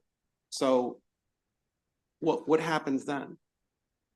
So this bill allows that, and it just Well, of course, I mean, the business gets to do business. So of course the bill allows that. But the bill penalizes you for doing business. Respectfully, Delegate, is 1 hour of extra pay per worker. I don't think that this is an extraordinarily large penalty or a punitive measure. This is just an hour of pay to accommodate workers' need to plan their lives and take care of their obligations outside of work, as we all have. And then large corporations operate under predictable scheduling already, to the councilwoman. Which companies in the hospitality industry operate under predictable scheduling already? This would be the large hotel chains. It can also include, I don't know, I guess I'd have to think about what other hospitality groups, Yeah, but I don't stadiums, airport areas would be applicable if they had 500 employees or 50 or more businesses. Because they're unionized? Is that why? No, Okay. no. And The majority of hotels I don't think are unionized. Okay. So I would think that those corporations also are subject to obvious fluctuations in their business because of. So, and then the other comment I heard, and Delegate Weibel was able to cover this too, and this is my last question, Mr. Chairman. I appreciate the latitude here because this is a big bill. And that is this inference, which is false, that women are incapable of functioning in the work world. I have 2 children who are adults, and they were girls, and they're adult women in the work world. And that's insulting to them. And this use of gender and race and so forth to try to say that people can't get to work, and that there somehow has to be an exception, it just seems like it's not right. Because that hasn't been my experience, the way I raised my daughter. So. Mr. Chairman, may I respond to that? Thank you. First of all, we never said that women are incapable. What we said is that women have a lot of responsibilities with respect to family and caregiving. And what this bill does is it ensures them some predictability in their personal life. Obviously, women are dealing with this in these jobs that don't have predictable scheduling. And it's very, very difficult. It's the same reason we passed the Time to Care Act. So lastly, again, 2 daughters, 1 grandchild. The husband and wife, my daughter and her husband, both share responsibilities, and they're able to manage it because that's not necessarily the way things operate anymore, right? The husbands are participating. So sometimes when I hear the testimony, it feels like you're trying to bring us back to the 1950s. That's not where we are today, just so you know. Thank you. Well, thank you, Delegate, except if I could respond again, I did point out, and I think that this is true, that a lot of single moms take on these jobs because they are looking for employment that they can get. They have other part-time jobs and they don't have a husband who can help them with childcare. So there is that situation as well. Thank you. who did this first? We got a long litany of states that are doing this now. Who did this first and when? Oregon was first. When did Oregon do it? Thank you, Doug. Oregon was the first state I know. I think New York City was the first city to do Rough it. guess. When did they do it? 1997 is the number that's coming to mind, but I can't. Where in Comar or in statute, existing Maryland statute says that that businesses can't do this? Many businesses do it. So it doesn't exist. So businesses can do it. In fact, as Delegate Foley noted, many businesses that are bound by collective bargaining agreements already do everything. So it doesn't exist. Businesses can do this if they want to. Yes. Since the bill's now our property, since you presented the bill and it's now the property of ECM, what if we were to give businesses a tax credit? If that implemented this type of scheduling, instead of, it would certainly go a long way to my good friend's question. Instead of mandating and penalizing them, what if we were to give them a tax credit? I mean, certainly we're trying to protect business and we definitely want the money to go back to the workers. What if, I mean, it's our bill now. What if we were to make it a tax credit for businesses? Would you be opposed to that? Delegate, I would say. Or is it just about the penalization?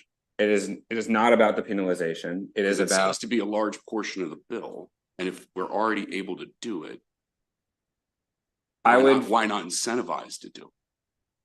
I would frame the bill as providing a modest incentive to employers to offer predictable scheduling to their workers. I honestly don't believe that 1 extra hour of pay is a penalty. Which you would say that a penalty, and I know it's for large businesses this year. I'm just preparing for the next year's bill. You would say that that's an incentive? Yes. That's a really interesting carrot and stick argument. I really appreciate your answers. Thank you very, very much. Thank you, Delegate.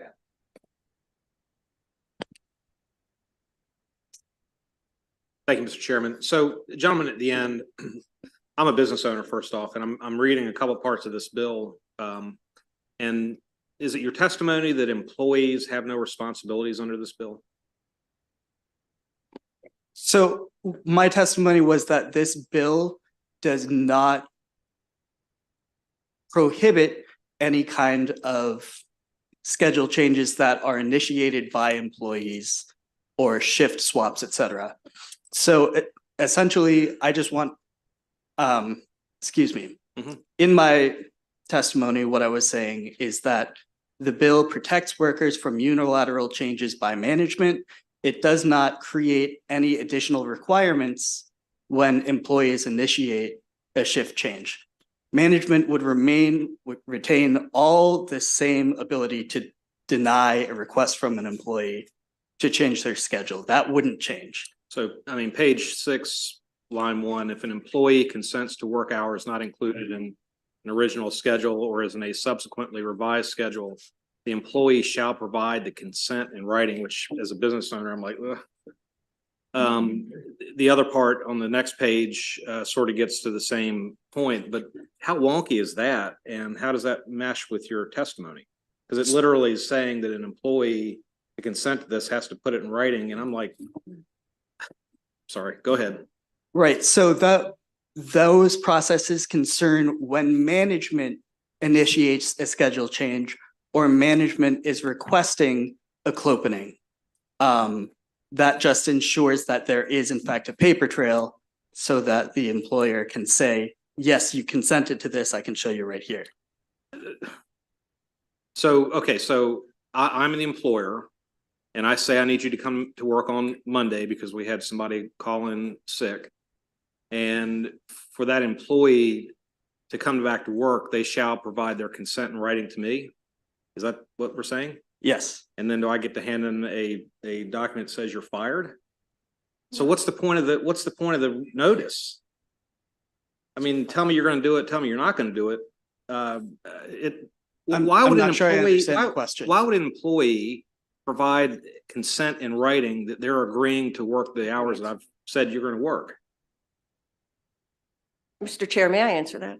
Okay, Sure. so I have a lot of experience with this working under collective bargaining agreements. Now, I realize we're not talking about collective bargaining agreements here, but employee consents in writing because too often there's a dispute about what the employee agreed to in these situations. So you want to make sure that the employee is in fact agreeing, and that just means, you know, I agree. And then, you know, the employee sends it in. It could be an email. Yes, I agree that I will work these shifts.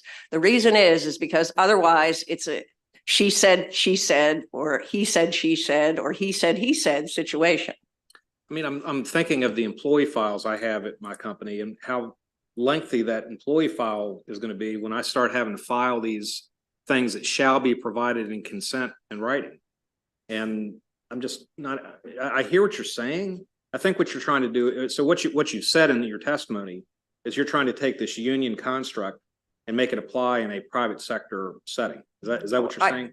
Delegate, I did not say that in my testimony. I said that. No, not in testimony. You and I. No, I said that I'm informed by that experience. So the employee requirement, and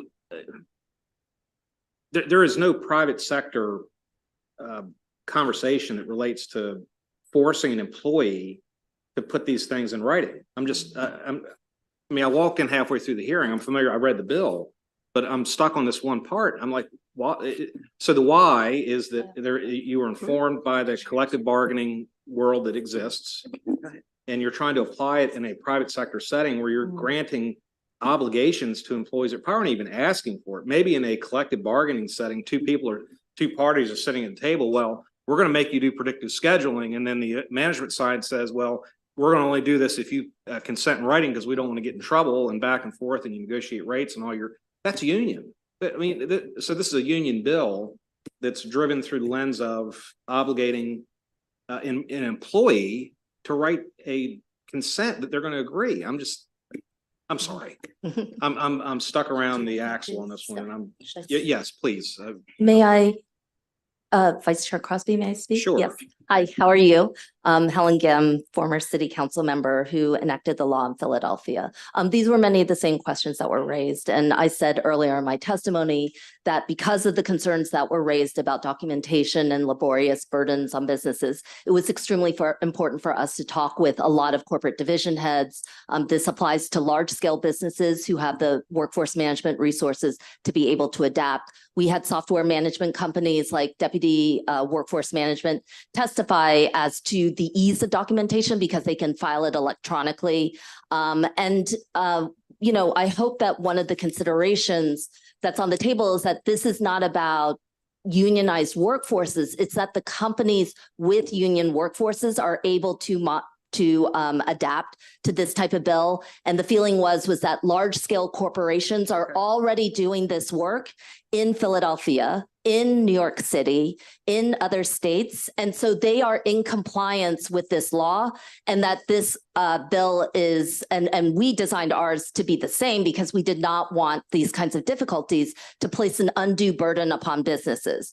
We wanted to make sure that if they are already in compliance with the laws, if they already have software management and supports around it, and if corporate franchisors are very clear that they are responsible for labor practices of their franchisees, that they are actually incentivizing and independently mandating that their businesses and joint partners are in compliance with this law. So it's more about manageability, and it's not about creating a burdensome, Thank you. a burden. Thank you. Mr. Chair. Now, I've been a single mother for a very long time, and I've been responsible for both the financial and the caregiving in my house. I am thrilled to know that in my colleagues' homes, things are full on parity and equitable in terms of the caregiving. But we try not to make decisions in this body based on our personal experiences, but rather based on what the data tells us, what the research tells us. And so I'm just wondering if anyone, perhaps a woman from the Women's Law Center, anyone else can just talk about what the actual peer-reviewed sociological research on the division of labor and caregiving among that fall on women, specifically in heterosexual relationships, but also the percentage of caregiving that's done by single mothers. And if you just can kind of highlight what the broader research tells us about that, so we can use that as opposed to our own experiences in making this decision. I would be delighted to. Thank you for the question. So there's a couple of important pieces to address. I think when we're talking about the idea that this bill is really designed to help workers in these low-paid hourly service sector jobs, those jobs are disproportionately held by women. That is according to data from the Bureau of Labor Statistics. So there is a two-step data process here. It's where are these unstable work schedules most prevalent, and those are in the industries and the companies that are included in the covered employers of this bill. And those industries are also ones that women disproportionately hold, which is why we talk about this bill as something that furthers racial and gender justice because of the workforce that would be covered. To your question on the burden of caregiving. So there is improving data. I will say that the Bureau of Labor Statistics publishes the American Time Use Survey with some regularity, and we have seen from the last two publications, this is all cited in my testimony, I'm happy to reference it again, but there has been an increase in men in heterosexual relationships in taking on the burden of caregiving, but that does still fall disproportionately on women in all sort of makeups of houses. That includes single mothers, that includes heterosexual two-parent households. We saw a real hit to the ability of women to manage their caregiving and their paid labor needs during the pandemic. And while there has been a lot of improvements, as we've heard, the economy is still not quite where it was, and that particularly impacts women in caregiving responsibilities, a lot of whom left the paid labor force during early 2020 when they were needing to manage childcare, working from home, and also managing health needs. And a lot of those women are still really struggling to re-enter the paid labor force because of that gap they took to manage their caregiving needs. This is one thing we think would really help improve both gender parity in the workforce and support some of those women who still have caregiving needs that are unmet. And Delegate, could I just add in that many of the studies that we used in Philadelphia also specifically took a look at the labor practices within those particular industries. I said earlier that 80% of workers in Philadelphia who worked in retail, restaurant, and hotel and hospitality did not know their schedules at any point in advance, had schedules that changed even if they were offered to them. And most could not even predict their weekly income, which in a city like Philadelphia, which struggles with tremendous amounts of poverty and instability, was something that we felt could easily be addressed. This is a law that sets a floor, not a ceiling. Per Delegate Howard's, inquiry, it's great. I support tax incentives for businesses. I do believe, though, that this is something that doesn't necessarily require an incentive. I would much rather look at incentives that go for expansion or dealing with minimum wage increases and those kinds of things. This is one that we were told time and time again by the large corporations that are in compliance with this law already in some of the largest cities, covering millions of working Americans right now. That this is something that you can manage and adapt, and that it's reasonable. It's not something that should be threatening at this stage. We've gone through, Philadelphia's law has now lasted 4 years. It survived COVID, which was extremely difficult. We are managing through an education outreach campaign, and we are supporting businesses at the same time. But we want to see this as part of I believe that given the coverage, it is very much a workplace standard and is no longer an area of experimentation. Thank you, Mr. Chair. I'm going to be on my best behavior. Councilwoman Jim. Gim, I apologize, Gim. So there's a lot of information about you and your history here as an elected official. You're in the council. You ran for mayor last year in Philadelphia. So there's been some statements, and again, this is a policy discussion on this particular bill, and you're hearing a lot of policy related questions. But one of the concerns in looking at some of the history is, I guess, the relationship with businesses in general in Philadelphia. So I mean, this isn't a bill that's going to put a Maryland business is in a pickle, right? I mean, that's my concern, right? I mean, what I don't want to put our businesses in a situation where, because that'll have a down effect, right? Because we want our young people to have opportunities. And so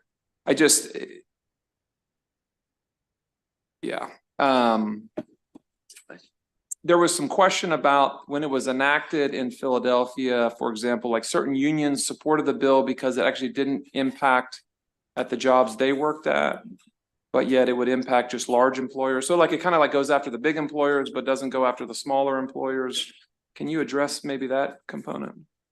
Sure. Again, we wanted to have a law that was manageable. And as I said earlier, the large majority of businesses in any locality or any state are small businesses, but a large proportion of employees do work for some of the largest corporations in the nation that are already in compliance with the law.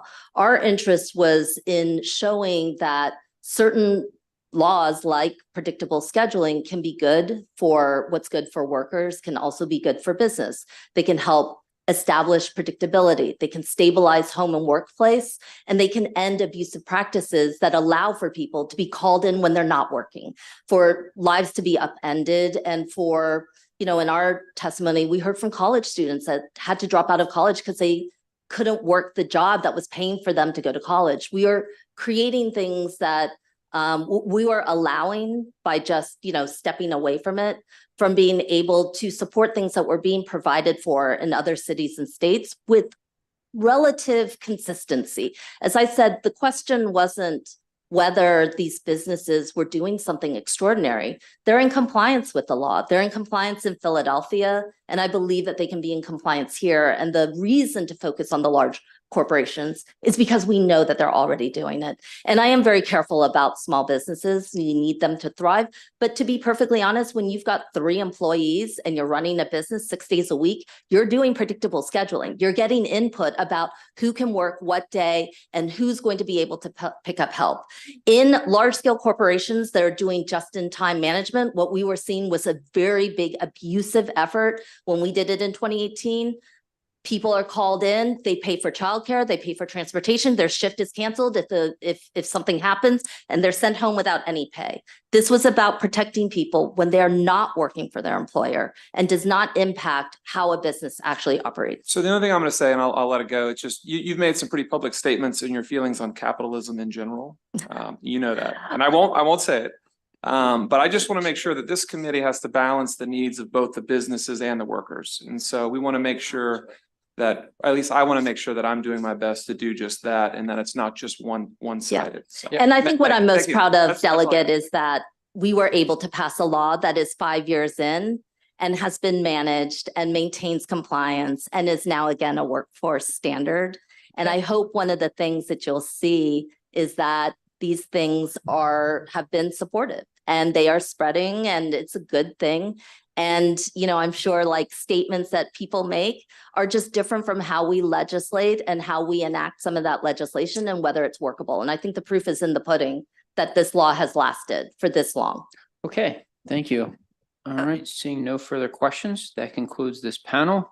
Mr. Chair, if I could make a request on the next panel, if we could let. No, we're just gonna call them as we go. Delegate. Okay, because somebody has to leave. That's my only. Who needs to leave, Delegate? Kylie. Nakashini? Yes, Come on up, ma'am. thank you. Okay. Thank You can begin when you get up. I also have Jasmine Bonamolo, Everett Hackett, Shiva Spangler, and Kayla Mock. Go ahead when ready, ma'am. Okay. Thank you, Vice Chair Crosby and members of the committee. My name is Kylie Nakanishi, and I'm a student and hourly worker here to express my strong support for HB 1226 and also to speak for my fellow hourly workers that this bill affects. Having worked many part-time jobs, I can personally attest to the persistent issue of unpredictable scheduling that many workers face. While attending school, I work overnights at a fast food restaurant, and a good coworker of mine used to work overnight with me from 10 p.m. to 6 a.m., but would also work the same day earlier from 7 a.m. to 3 p.m. It wasn't until his request for his schedule to change finally went through almost a whole month later that he was able to start working only the morning shift. That means for a whole month, he was working from 7 a.m. to 3 p.m., taking a few hours for a nap, and then coming back to work the same night from 10 p.m. to 6 a.m. Working in the fast food industry also brings in the issue of workers being cut out of shifts due to fluctuating rush hour demands. It's not uncommon for me or my coworkers to be sent home early or instructed not to come in at all for our scheduled shift based on the manager's discretion. Just last weekend, one of my coworkers experienced this when he was unexpectedly sent home at the beginning of his shift. A measure like the one proposed in this bill, which would ensure at least half pay for the time we are suddenly told not to work, would have made a significant difference for both me and my coworkers. Additionally, providing 2 weeks notice for work schedules would make a significant impact on workers' livelihoods, as until last month, my best friend worked at a chain restaurant where schedules were only provided once a week on Sunday evenings. She never knew what day she would be working until they set the schedule out. So she would stay up late on Sundays, anxiously awaiting her schedule for the coming week, and would beg me to stay up with her in case she missed it. There were instances when she received her schedule as late as 2 a.m. on Monday and had to work 9 a.m. that same morning. This continuous uncertainty took a toll on her well-being and was one of the reasons that eventually led to her resignation. In conclusion, I urge you to support HB 1226, as it would significantly improve the lives of hourly workers by providing them with more predictable and manageable work schedules. Thank you for your consideration and for your dedication to addressing the needs of workers in our community.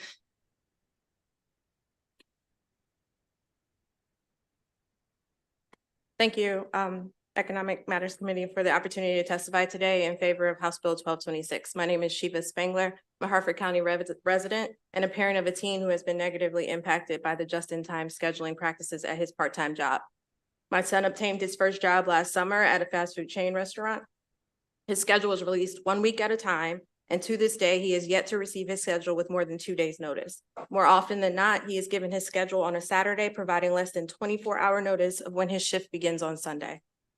My son is a cadet in the Civil Air Patrol. They periodically have weekend trainings and orientation flights that are dependent upon the weather, and he is not allowed to sign up for those events unless he is sure that he can attend. He has turned down several opportunities because he is unsure if he has to work, only to find out when the schedule was released that there would not have been a conflict. The one time he decided to make plans before the schedule came out, he was chastised from his manager for providing late notice. The hypocrisy was not lost on me, and I found this appalling and began to do some research. I expected to find a law that required sufficient notice of a work schedule and was surprised to find that there are none. This issue impacts so many people, 60 to 70% of low-wage workers, according to the research that I've read. How can such workers arrange for childcare, plan doctor's appointments, or the plethora of other plans that require more than a day's notice? I'm grateful that Delegate Foley continues to support this issue and want to leave you with this final thought. We are barraged with this idea that people don't want to work, that our youth don't want to work. And I believe it's time for us to realize that maybe people are not opposed to working, but are opposed to working under these unreasonable conditions. I urge you to give HB 1226 a favorable report. Thank you.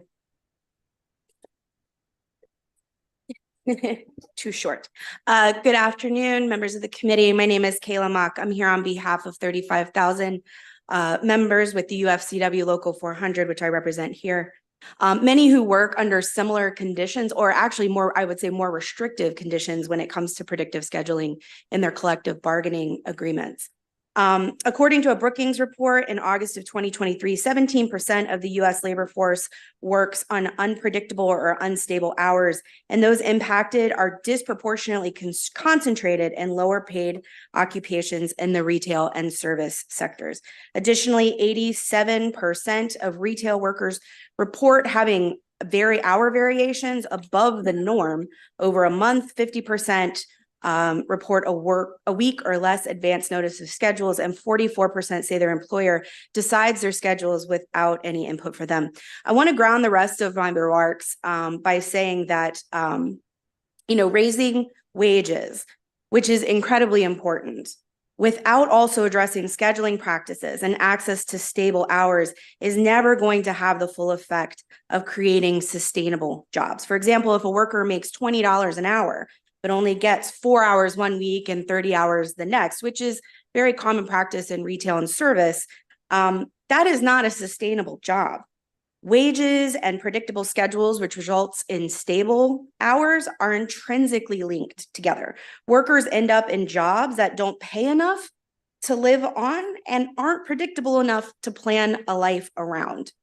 Lastly, I would be remiss if I didn't mention we had workers who wanted to come here today to talk about scheduling practices in their newly organized locations and couldn't because they didn't have a predictable enough schedule to get off. And so their voices are missing from this conversation in front of their elected officials because of unpredictable scheduling. And so we urge a favorable.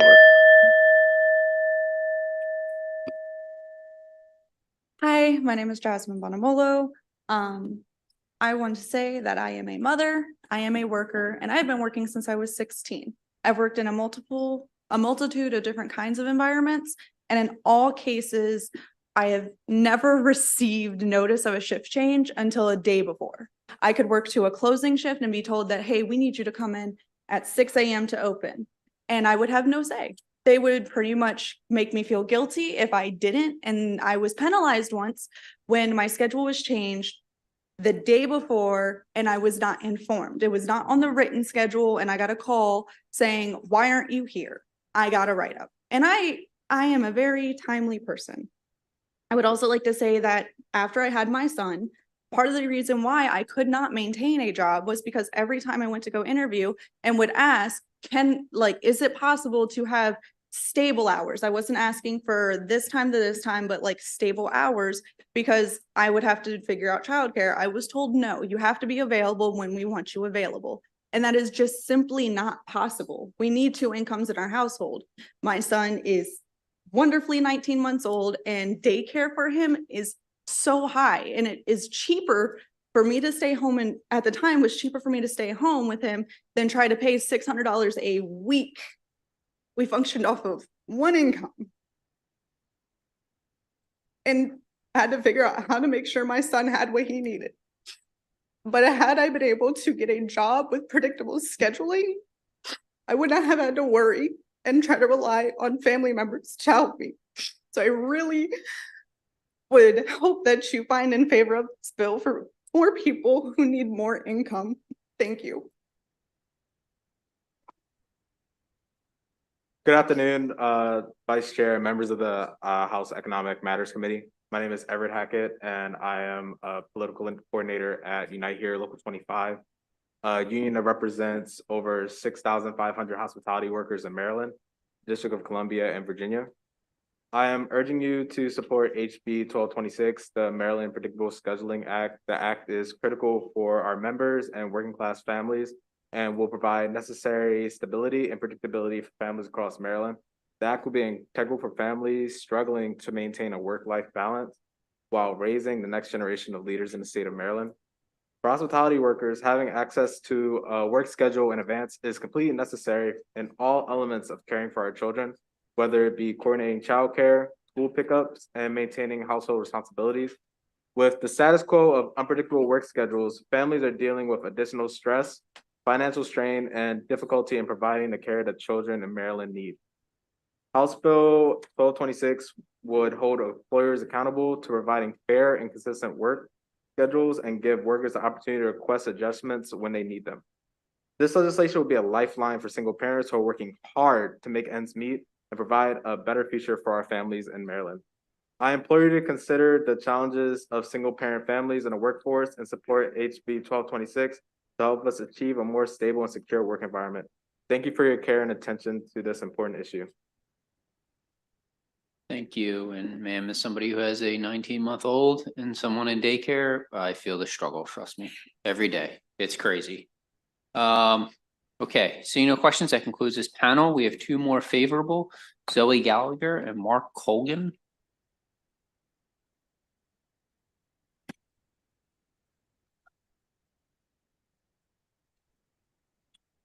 Hi, thank you, Mr. Chair. My name is Zoe Gallagher. I'm the Policy Associate at Economic Action Maryland, formerly the Maryland Consumer Rights Coalition.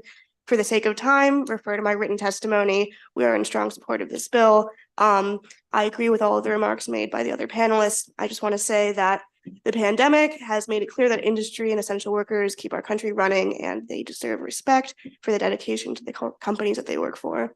Thank you. Good afternoon, Mr. Chairman and the rest of the members of the Economic Ways and Means Committee. My name is Mark Colgan, and I'm here today to speak in favor of HB 1226 on behalf of Unite Here Local 7. Our union represents, or logo represents, over 2,000 workers across hotels, university food service, casinos, event centers, and stadiums throughout Maryland. But what do they have in common? Many of them do not know what hours or days they will be working until just days before a new week begins, until just hours before new week begins. Our members tell us all the time that they have trouble finding childcare or planning other necessary life activities like doctor's appointments because they don't know when they will be working ahead of time. Even things as simple as planning transportation to work become a problem when you don't know when you will be working until the last minute. That is what we were talking about here. We're not talking about numbers or statistics. We're talking about people with lives, with children, with family members who are being affected by the current system of scheduling that we have in the state of Maryland. In the hospitality industry, hours are often cut unexpectedly at the last minute. This not only makes it difficult for our members to plan a budget, but means that often our members need to work more than one job to survive. It is true that our union has negotiated good, fair, predictable scheduling procedures, and those have worked with flying colors. But where it is not in place, this same problem exists. This makes unpredictable scheduling even more of an issue when you are waiting to hear from one employer before you can tell another employer what days you will be available. Sometimes our members lose second jobs they depend on because their hours on their first job unexpectedly conflict, right? HB 1226 would create life-changing stability for thousands of hospitality workers, including our members. For this reason, we urge you to give HB 1226 a favorable report for the workers in the state of Maryland and help ensure that this state runs. Thank you.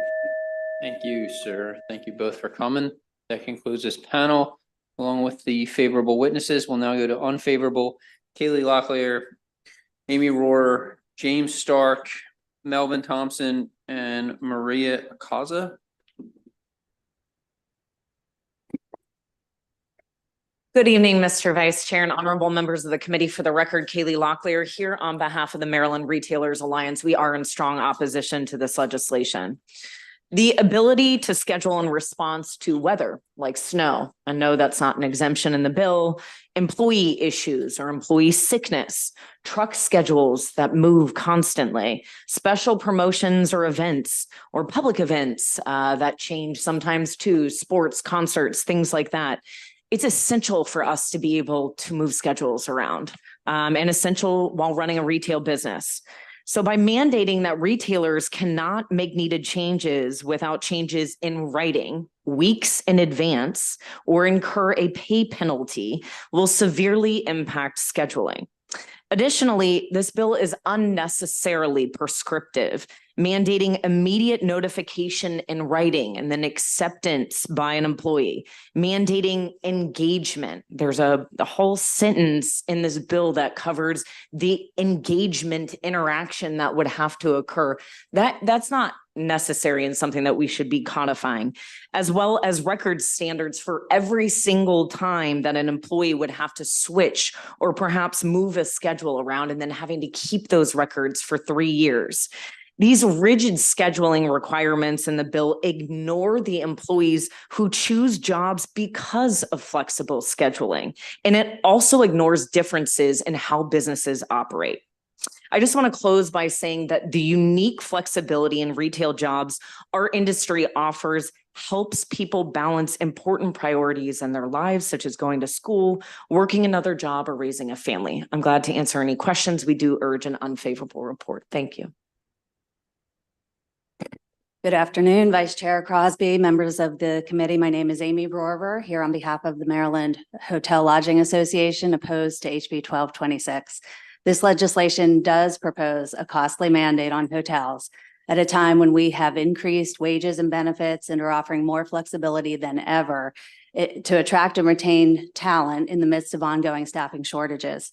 Hotels operate every day of the year and we never close. Flexibility goes hand in hand with hospitality, as we often need to adapt to last-minute needs from our guests, communities, and our employees. The further out we schedule, the more it's going to change. Weather, power outages, flight delays and cancellations, these are just a few situations that can dramatically impact occupancy and staffing needs across multiple departments at hotels all across the state with very little notice. At full service hotels, banquets and events may also be scheduled or canceled with short notice. A family planning a funeral may request a banquet within a matter of days. Government business is done on a PO and can be canceled with no penalties at any time.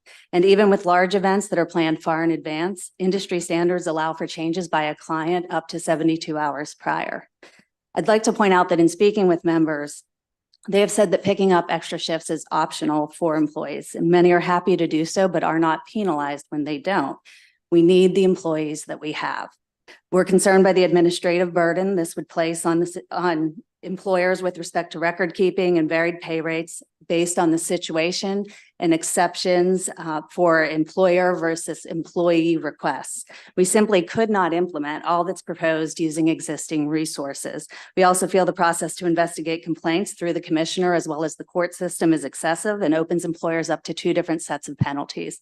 I'm joined by a member who you'll hear more from, and I've also submitted written testimony outlining more of our concerns. We urge an unfavorable report. Good afternoon, Mr. Chairman and members of the committee. My name is Jim Stark. I'm from the Best Western Plaza BWI Airport, Arundel Mills in Howard County. One of the things I want to start off and focus on is we are a mid-size hotel, 133 rooms, limited service, and we are part of a franchise. For us, it's Best Western. There are so many hotels across the state that are similar size to us, similar scope, similar circumstance, that happen to be part of a franchise.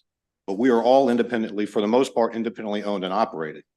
Nobody else does my schedules. I don't have big corporate do my schedules.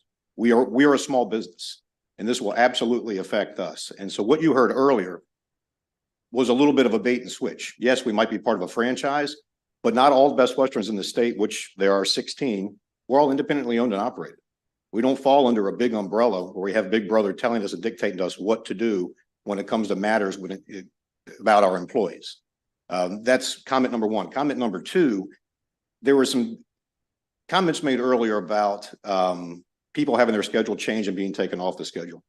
The majority of the time, we're adding people to our schedule for these last minute things that come up. If it's banquets, if it's funerals, if for our situation, we're an airport hotel, there are problems with the airlines, distressed passengers. So we'll call our employees and say, hey, we're picking up. Would you like to come in? In that situation, it's good for the hotel, it's good for the employee, it's good for the state for tax, and it's good for Howard County for the occupancy tax. So everybody wins. And our employees, they look forward to that. And the way we look at our employees, like an extension of family, we rely on each other. I can't be successful without them. And obviously they rely on us because in hospitality, hotels are like hospitals. 24/7, we never close. So everybody understands flexibility. And so the example that's in the bill about having a gap, a certain period of time for somebody to have off. I have students that work for me that we accommodate them by letting them work 3 to 11, come back in at 7 to 3. So for the reasons I just mentioned, we severely recommend an unfavorable report. Thank you. Thank you, Mr. Vice Chair, members of the committee. I'm Melvin Thompson. I represent the Restaurant Association of Maryland, and we're also strongly opposed to this legislation. And I will be very brief today because I do have 2 restaurant operators with me who will be expressing their concerns as well about this legislation. But there are just a few things that I have to say for clarification purposes, and I will be very brief, Mr. Vice Chair. Number one, as we understand the bill language, Page 3, lines 19 through 23 said that this will apply to a food service establishment that employs not less than 500 employees or is part of a chain of at least 30 restaurants or is a franchisee. So this bill would apply to a business owner with a single franchise location, regardless of the number of employees they have. That's how we are interpreting this bill language, and perhaps the committee counsel can provide some additional clarification. And while I'm on the subject of clarification, it's also important to note that this bill, while designated as a cross-file with the Senate bill, it's not a true cross-file. We found multiple pages where the language differs. And so that's an FYI for both the bill sponsor and also the committee counsel. And I also think it's important to mention that for our industry, this bill is unworkable because we schedule employees based on various reasons. And it's subject to change because of customer traffic. That's the way our industry operates. And employees who want more predictable work schedules typically seek employment in other business sectors, but that's not how the food service industry works. And also, as a result of Maryland's paid sick and safe leave law, a lot of employers tend to overschedule, but this legislation would prompt them to underschedule to avoid the potential penalties for schedule changes. And for those reasons, we oppose this legislation and request an unfavorable report. Thank you. Mr. Vice Chair, good morning, afternoon. My name is Maria Icaza. I'm a proud Dunkin' Donuts franchisee. I have 5 locations in St. Mary's and Calvert County.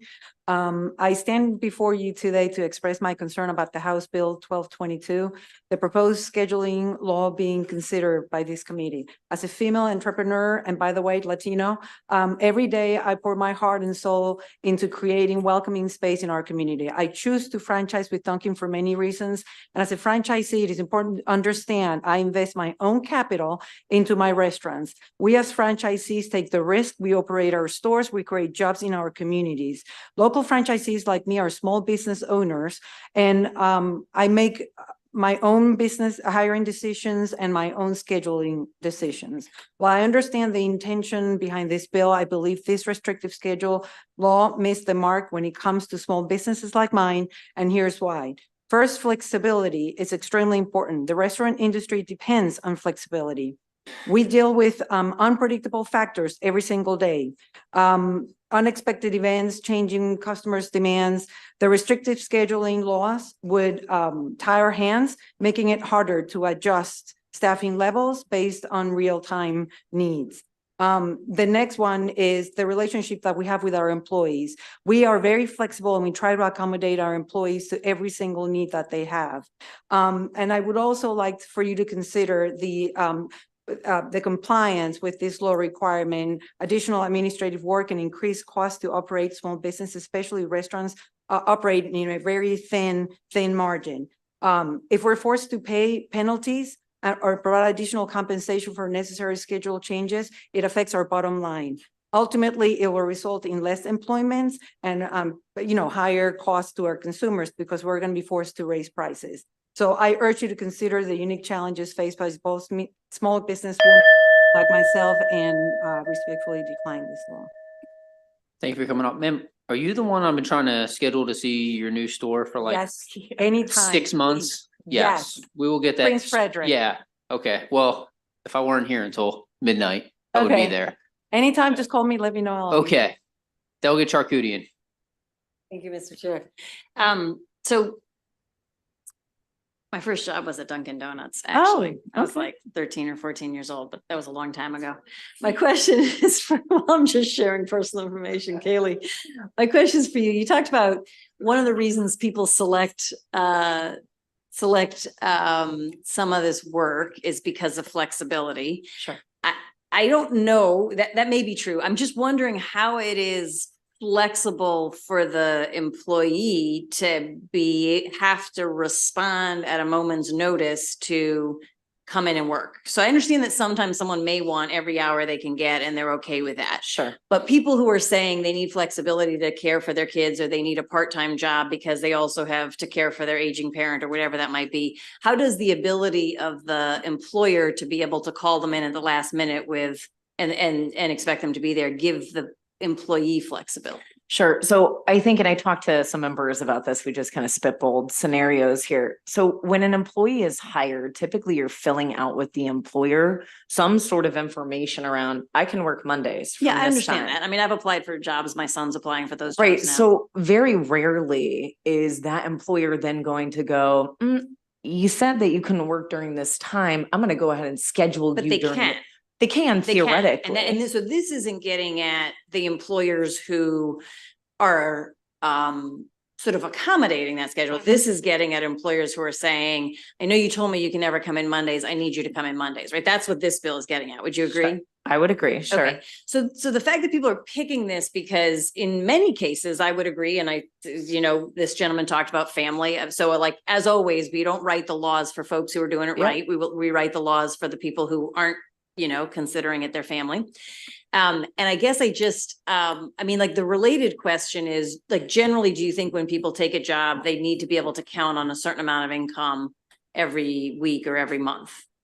I think it would depend on who that individual is. I mean, there's just a lot of different circumstances. I guess I wonder if there's a lot of people you think who are working in retail or hospitality that can kind of have, that don't need to have predictable income. Yeah, I mean, I think that most people are looking for a certain amount of money and that's why they're working. So right now, before this job, is it possible that people could have a job, come in saying they want 30 hours a week, as my son did at Cold Stone Bakery, and end up with 5 hours one week, 10 hours the next week, 25 the next week, 2 the next week. Is that possible right this minute in Maryland? It's possible, and I would though encourage that person to go out to all of these employers that are hiring right now Okay, that could meet those needs. I'm just talking about what are people's current, what is possible under law? Because right now, there's a wide open labor market. Things might be more flexible. It's Absolutely. not always that way, right? So that comes and goes. We set labor standards for all the time. Yeah. And so I guess what I'm wondering is, should there be protections so that somebody who is coming into a job ought to be able to know that they can earn what they say they're going to earn when they're also signing things like a childcare contract? I would say, because it always turns into, and I feel like the conversation that we were having earlier is, it's like the employer versus the employee. And that's not, and I'm not saying that you're saying that, but it kind of, the conversation always kind of feels like that, that the employer is out to get the employee and that they're gonna schedule them during a time that they don't want to, but that's not really the reality of what's taking place here. And I think the way that I see this bill, I mean, I think the reason you hear that is because all the employees were up here asking for the bill and the employers are up here asking for not the bill, right? Right. So, I mean, like, it does sound that way, even though I don't necessarily think of it that way. Sure. And I guess what I'm wondering is, I think what this does is it says, you can have the flexibility, but there's some kind of a bonus that an employee gets, right? This 1 hour or the 1.5 hours if they're working in the 11-hour break period, or that, right? So it is saying, like, we recognize that employees need flexibility and predictability. We recognize employers need flexibility, and here's the way that we balance those interests. So I guess I know it's late. I just want to say one last thing, which is, like, you've talked about increases in costs. You've talked about increases in laying people off. I'm looking at all of the places that have implemented this, and some have for a while. And I just wonder if you have any evidence that in those places that have implemented this, that there's been an increase in cost to consumers, or people have been laid off, or there's been any of those sorts of negative implications that folks are worried about might happen here. We're glad to circle back with you on that. I don't have anything in front of me. All right. Thank you. Chair, Vice Chair, so the lady owns Dunkin' Donuts. I was just speaking to there was a lady out here speaking earlier. She used Dunkin' Donuts in a conversation with me as the company that actually does this, and they're highly successful. And you kind of didn't testify towards that. I am a small business person. I can only speak for my business. And I am, like I said, we are not owned by Dunkin' Brands. And I know that I would hate to talk. Didn't you say you're with your Dunkin' Donuts? I am a Dunkin' Donuts franchisee. Okay. Yes. Okay. So it would actually affect my business, because if I have to pay it an hour, and people think an hour is nothing, an hour actually can be a lot. If I have 3 people that don't show up for work, and now I have to call in 3 people to be able to fulfill that, so that I can serve my customers, I now have to pay 3 extra hours on that, just on that shift. But I have 7 days a week to cover. So it can become very costly. I will have to raise prices, and I would have to, the consumer will pay for it. Yeah, I understand that, but she specifically told me when I says, give me somebody that's using this, she says Dunkin' Donuts, and you're saying, as a franchise owner, you're not available. That's not available. Probably, are you saying that? You don't have predictive scheduling given to you by Dunkin' Donuts? Absolutely not. Okay. No, I don't. Melvin, same thing. Yes, Do you have any of your owners, any of your businesses you represent using predictive scheduling right now? None that I've had conversations with, but from what I understand, there is software that is available that simply looks at historical trends, but don't take into account some of the various reasons that a business might see changes in customer volume, whether it's weather related or events that might be happening at venues that might be near their locations and those types of things. Well, I found when I had my restaurant, I could schedule things out, but I also looked at the factors. If we were going to have a weekend with weather, that weather doesn't happen. It doesn't give you 2 weeks in advance to let you know what's going to happen. And these are the things that typically restaurants run into. So something like this would be prohibitive for me to even take my core employees, which were the people that were depending on that, to give them the right number of hours. I had to take care of those first and the part-time work. Wouldn't you agree? Yes, sir. Thank you. Thank you. All right, seeing no further questions, that concludes this panel. We have 3 unfavorables remaining. Gary Cohen, Mike O'Halloran, and Kirk McCauley. Mr. Vice Chairman, I've been called a lot of things in this committee. I've never been called that. I didn't hear it. So it's The not on the wise man record. was the crack. Mr. Vice Chairman, for the record, my name is Mike O'Halloran here today representing NFIB in Maryland, which is your small mom and pop businesses here in Maryland. So the question may be asked is why, when the proponents are talking about this is really applying to large corporations, big businesses, et cetera, why would a representative from the small business community be here in opposition to this bill? As the chair of the Business Regulation Subcommittee aptly pointed out, and as the prior panel will tell you, franchisees are small businesses and they operate under the umbrella of these quote unquote big businesses. So reading the room, I will simply say me too for the rest of my testimony and do encourage an unfavorable report. Thank you. Vice Chair, members of the committee, my name is Kirk McCauley. I represent convenience stores, service stations, auto repair shops in the city of Maryland.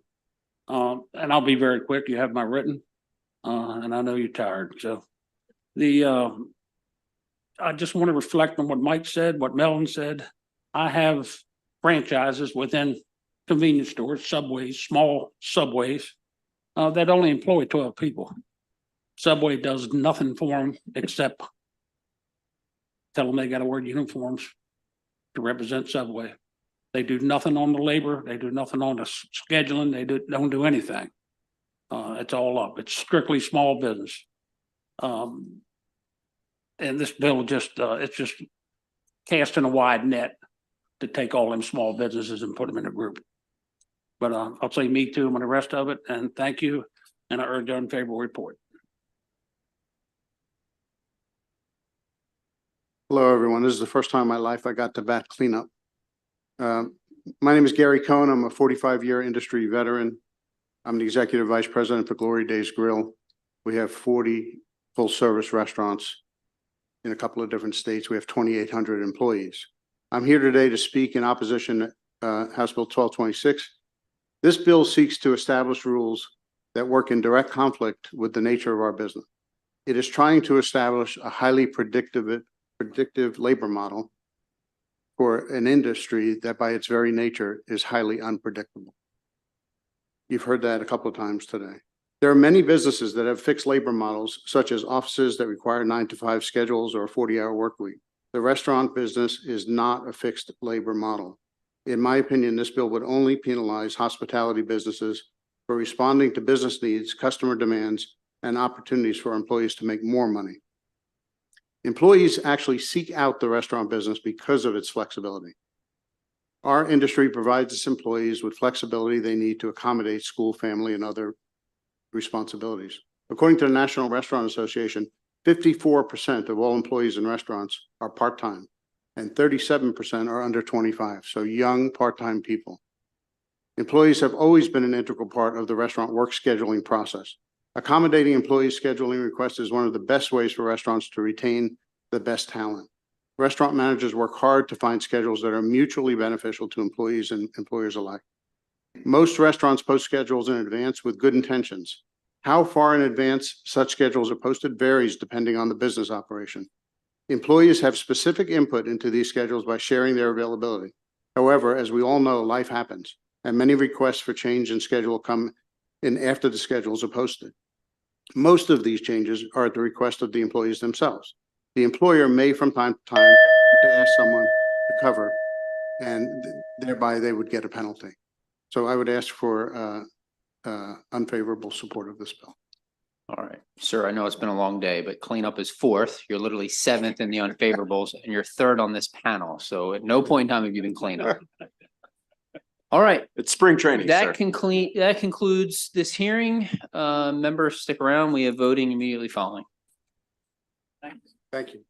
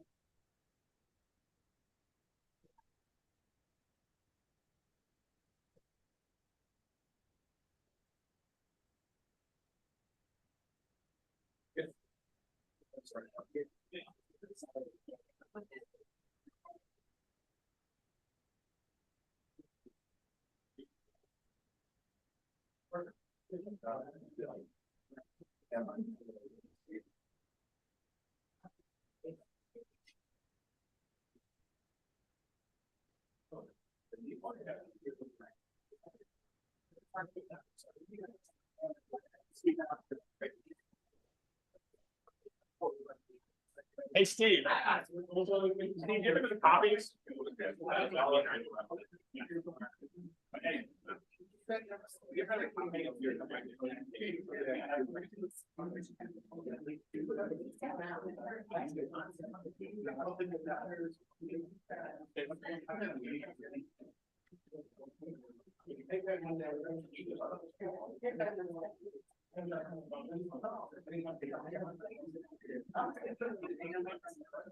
Yeah.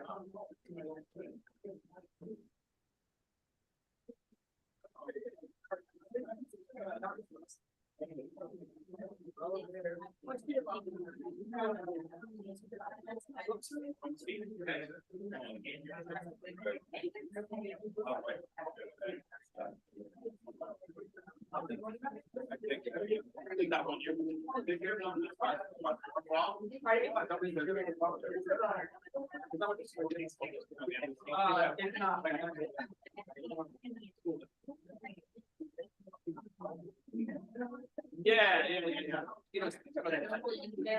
know, oh, okay, where's the total? Check it. Or I leave my seat. Okay. Did it Brian on these? Yeah. Put it all. You put it in the email? Yeah. Adam is.